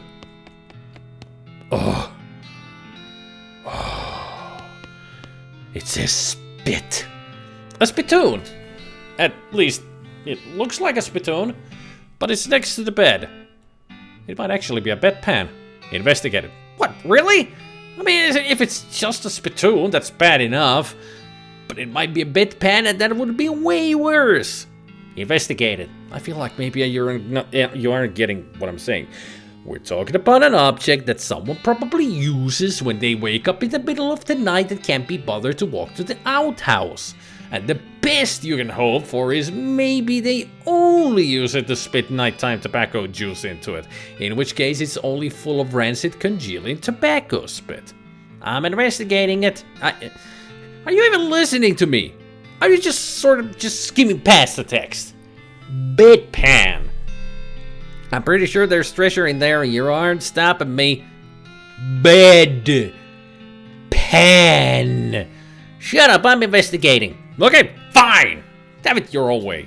Your filthy, disgusting way. It turns out it to probably not be a bedpan, but it's definitely a spittoon, and it is definitely filled with rotting brown spit. Face around in it. What is wrong with you? Bite me. Oh, God. Okay. You plunge your hand in up to the wrist. It makes a gloop noise and breaks the thin skin of congealing toxins that was previously keeping the dire smell in relative check. Now you are choking in a miasma of oily, bitter chaw stink. You know the feeling you get when you're about to puke? How you get that taste way back in the rear quarters of your mouth, and that metallic tang by the root of your tongue, like you're sucking on a corroded old penny? Just tell me what I found already. You find a filthy slime-covered old brooch. Are you happy? I bet you're going to put it on without even washing it first. Maybe I will, so there. Gotta love the back and forth with the narrator. This brooch would be much smaller if it weren't for the thick layer of tarnish and dried tobacco spit. There, +2 to all stats.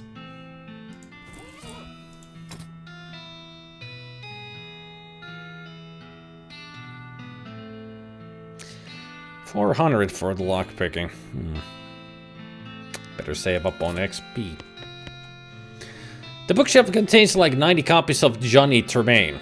There's something weird about it though. It's too neatly organized. Like maybe the guy was hiding something.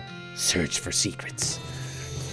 Tucked behind one of the books you find a small envelope filled with receipts. About half of them are from a shop called the Silver Plater. He was crooked!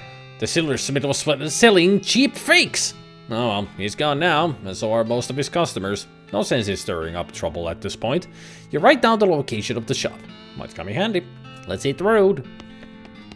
A twin bed. The silversmith must have been a bachelor, or a half-with guy with a half-with spouse. This shelf looks pretty picked over. Instant Grissom plum pudding. They call this plum pudding because it's made of goat milk extracted from plump udders. Oh, it's a plump pudding. Then you should call it lum pudding. You know, the P silent. If you got enough grit, you don't even need to add water. Excellent. There's a note on the safe reading, I forgot the darned combination to this confounded thing. If you can open it, you're welcome to what's in it. Looks like a tricky one. Safe cracking 3. Damn.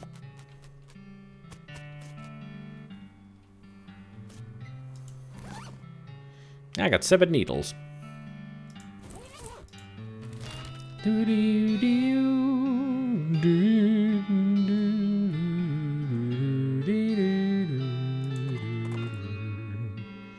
You notice a smoldering hole in the ground and recognize it as the habitat of southeast western coal snake. They keep to themselves mostly, but they're also known to enjoy a fight if one is thrust upon them. Thrust one upon them.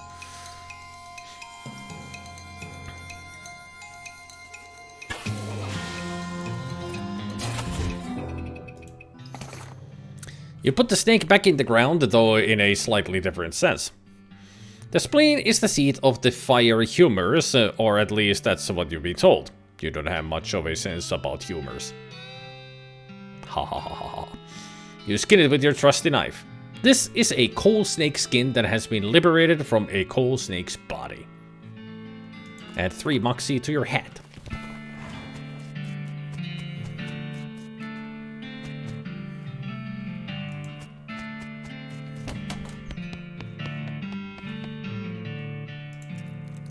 You pick the lock.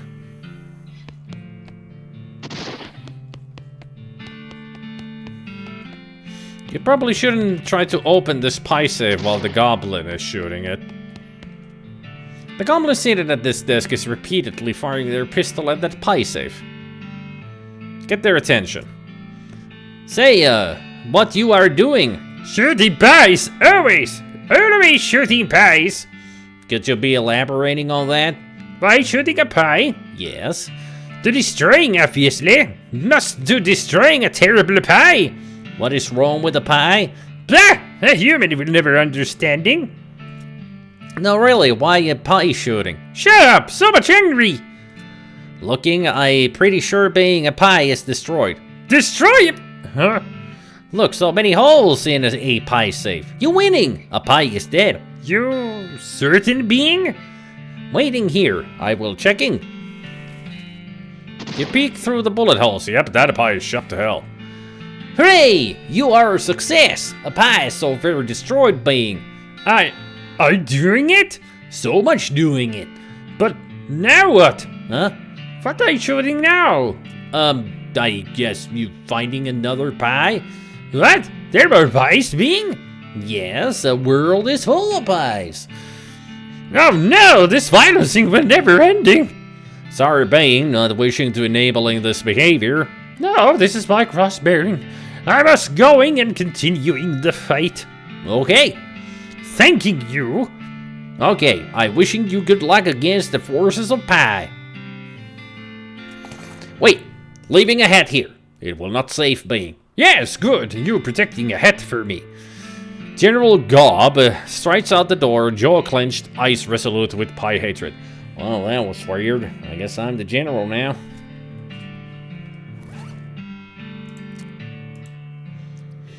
The general's hat contains old memories of violence and more recent memories of violence against pies, specifically.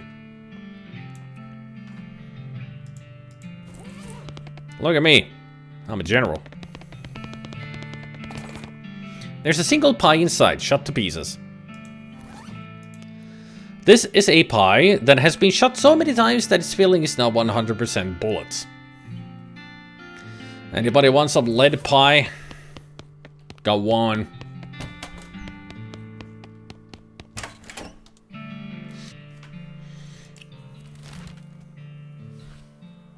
Yum, yum, yum, yum, yum.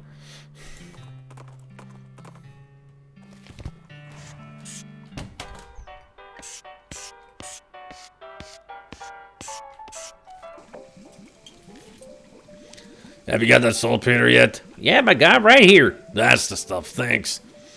Okay, the next thing I need is a certain kind of hot pepper. It's called a murder pepper. Because it's real spicy? Because it literally has a knife and kills people who ask dumb questions. They grow in the area outside of town. You should be able to find one if you just wander around a while. Okay.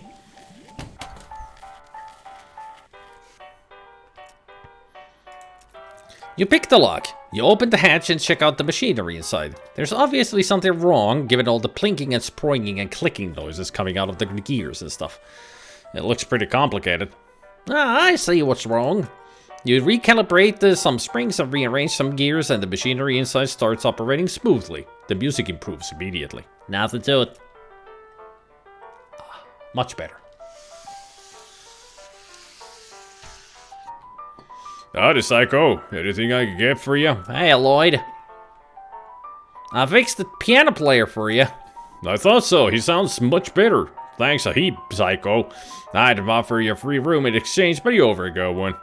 No worries, Lloyd. I heard you had something interesting back there. I'm not sure what you're talking about. My info's too old.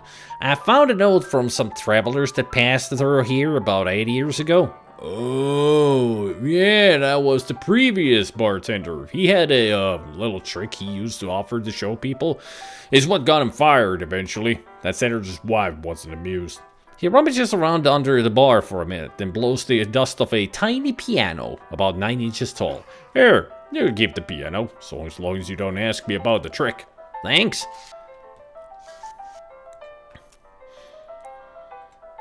Who's that old man by the piano? Oh, that's old Aylesbury. Tragic fella he is. He was a writer and a poet. Came out west to sell his stories, but nobody were buying. Too weird, his stories. Fantastical like. Too bad, I love that stuff. Well, it don't matter much now, anyhow. He had to get normal work to make ends meet. Did passing well as a prospector, and then one day he lost his mind in a mind. He what now? You know what I mean, he saw something. Something that made him stop telling his weird tales. Made him stop talking near completely, come to that. He just stands there by the piano nowadays. Seems to calm him down, and as long as he doesn't make any trouble, I don't mind it too much. I feel a little sorry for him, to be honest. Poor fella. Can I get some darts? The sign on the dartboard said to see you for darts. Oh, sorry, all the darts got broken months ago. That's disappointing. Need any help with anything? Nope, everything's right as rain here. If you're looking for work, you might ask at the jailhouse. Okay, bye for now.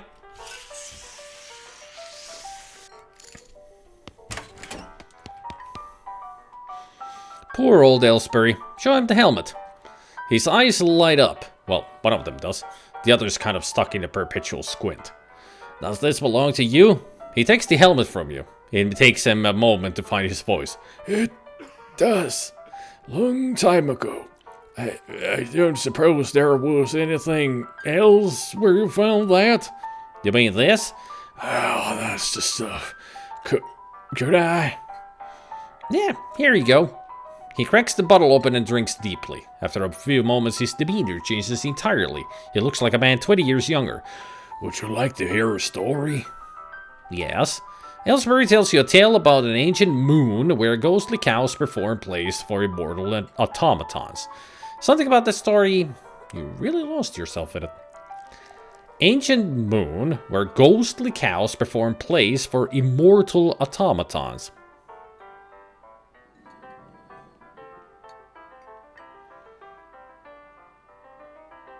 I should write this story. Thank you, Aylesbury. He nods. If you ever want to express your gratitude in a more tangible way, you know the trick. He goes back to listening to the piano.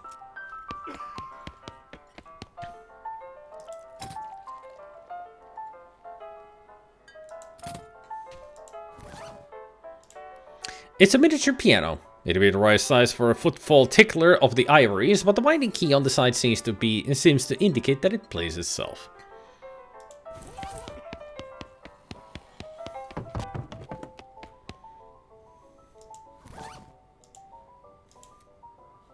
The piano isn't playing right now. Want to turn it on? You wind up the crank and the piano starts tinkling merrily. So merry, so tinkly.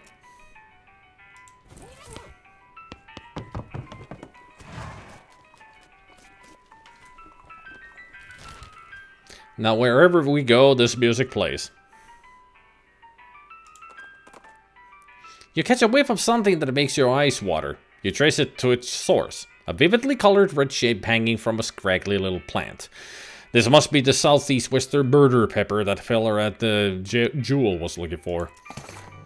Your finger and thumb immediately start throbbing as you pluck the pepper. You toss it into your rucksack before it can do any more damage. Hot.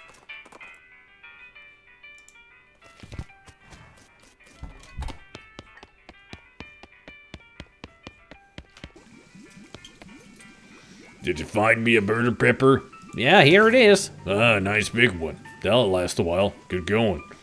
Okay, so if you're still looking for stuff to do, I need someone to go check my mail. I ordered a new saute knife, but I haven't got time to go fetch it myself.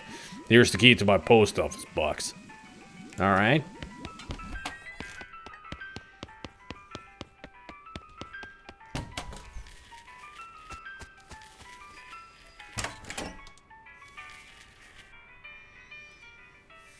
Hi, I'm a psychopath. Any mail for me? Nope. Darn. Thanks anyway. You find P.O. Box 441, the one that belongs to the chef at the Jewel. You open up the box and a torrent of junk mail falls out to reveal a knife, just sitting loose in the box. You pick it up. Even though you're holding it, you're still pretty sure there's no such thing as a saute knife. Anyway, it's too thin to use as a weapon, so it's not even worth stealing. Back to the chef.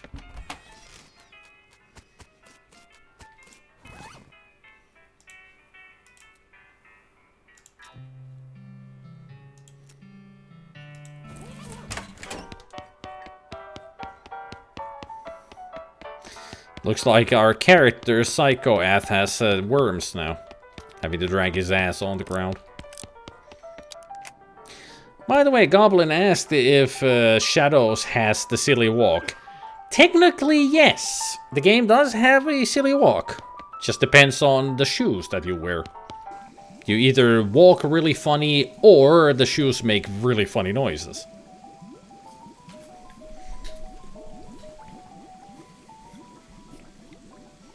And when you're in the speakeasy, your steps actually give rhythm to the song in there. And some of the, depending on what shoes you have, it's either like a drum beat or it's a different kind of an instrument. Like the sandy shoes that keep putting sand everywhere, they are like maracas. And if you have, like, the floating vampire shoes that make you fly, you will sound like a theremin.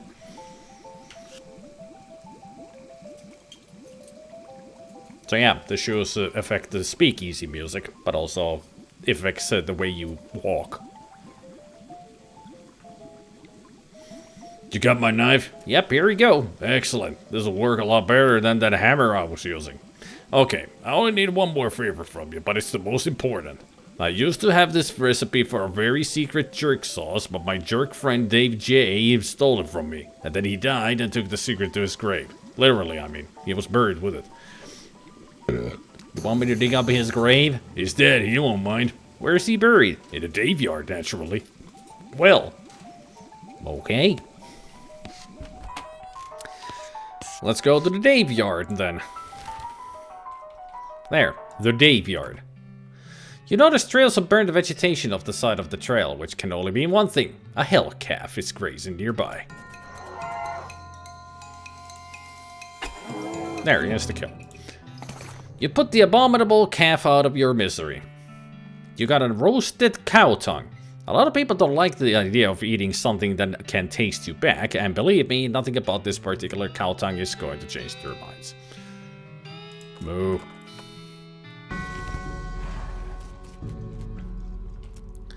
Well, now, this here's a right spooky establishment. Most graveyards don't leave piles of bones out on the lawn, yeah. Think something fishy is going on? We'll see. Howdy there, Pseudo. I bet Pseudo feels right at home. Here lies Dave B, died with his boots on, but not his pants. You dig up the grave just to check the veracity of the epitaph. Sure enough, boots, but no pants. I got my first boots. Brown boots. Aside from a light dusting of what looks like blue chalk, these boots are remarkably well preserved for having spent so much time in a grave. All I'm missing from all of the equipment is just pants. Here lies Dave C. Went down in a theater. Here lies Dave J. Rapapapow. Rapapapow. You dig over the grave and pry open the coffin. Instead of a corpse, it contains a garbage bag? Strange. You reach into the garbage bag and are surprised to find that's full of pudding? No, it's not just pudding. It's pudding and motor oil. But do this. You finally manage to reach all the way to the bottom of the bag and retrieve a solid lump from the bottom. You unglob the wad and dry it off, then wash your arm in a nearby ditch. This better be worth it. Dave's secret sauce recipe. Just combine these ingredients in a small pot, stir, and abracadabra rapapapow.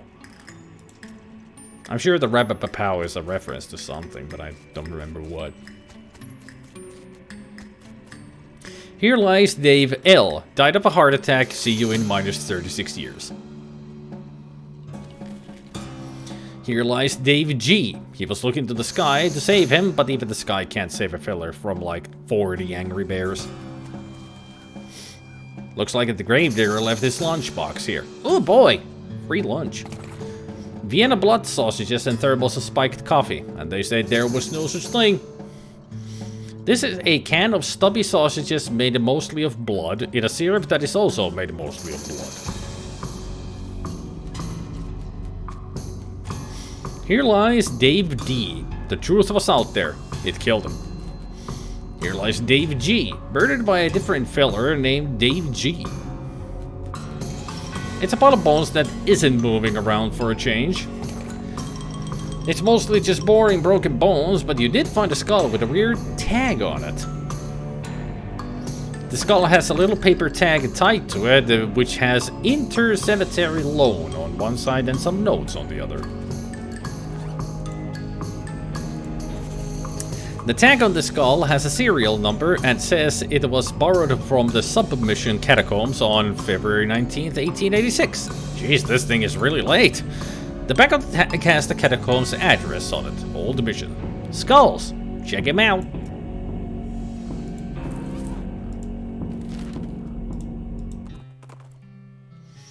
Off to one side of the trail, you see a covered wagon and a small family of settlers who look upset. You folks okay? We're on our way to Dirtwater, but our wagon went and broke down on us. That's rough. You're liable to get attacked by bandits out here. Or snakes. Or coyotes. Or ghosts. Or other things that basically live exclusively on stranded travelers. Isn't there something you could do to help us? Give them a ride. Alright, I'll give you... Wait a minute. You got 2 horses hitched to this wagon. Why don't you just ride the horses? What? You know how to ride a horse, don't you? Just ride the Dirtwater. But these are cart horses. Oh, for the love of... Help them ride the Dirtwater. You help the confused settlers figure out how to sit on the back of a cart horse and lead them back to Dirtwater on a rope. Ugh. Smart people.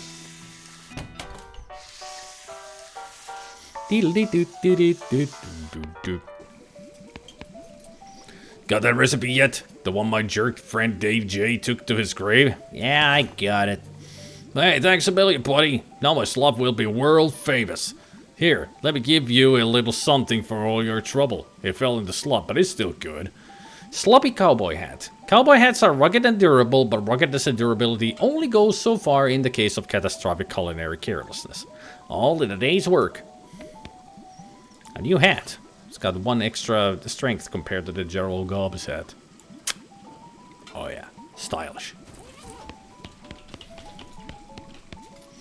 I ain't got nothing else for you to do. If you want some of my world famous slop, you can buy some just like anybody else out in this loop. Okay then.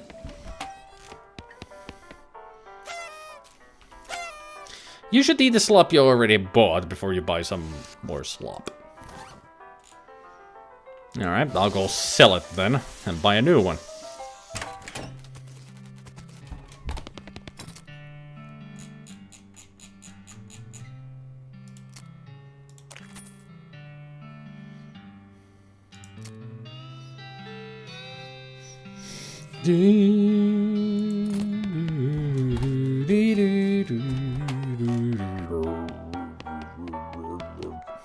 Buy some slop.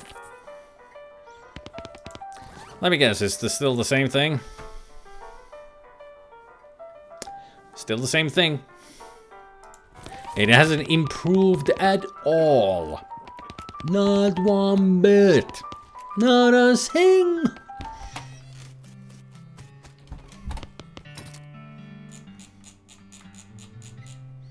Get that slop out of my pocket. And also the weak some fungicide.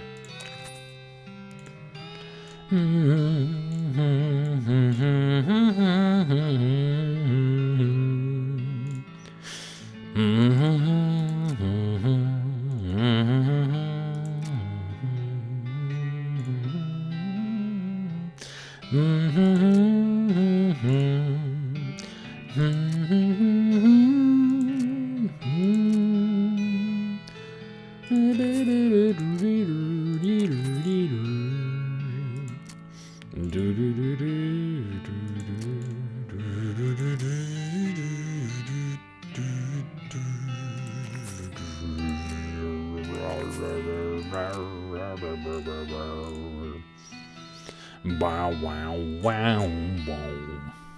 Ba-dow. Ba-da-da-da, ba-da,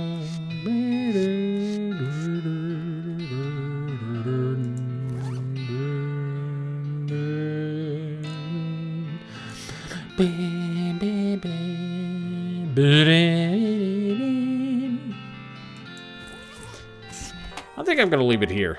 It's a good place to stop. I've done it quite a lot already. In the a couple of hours that I played.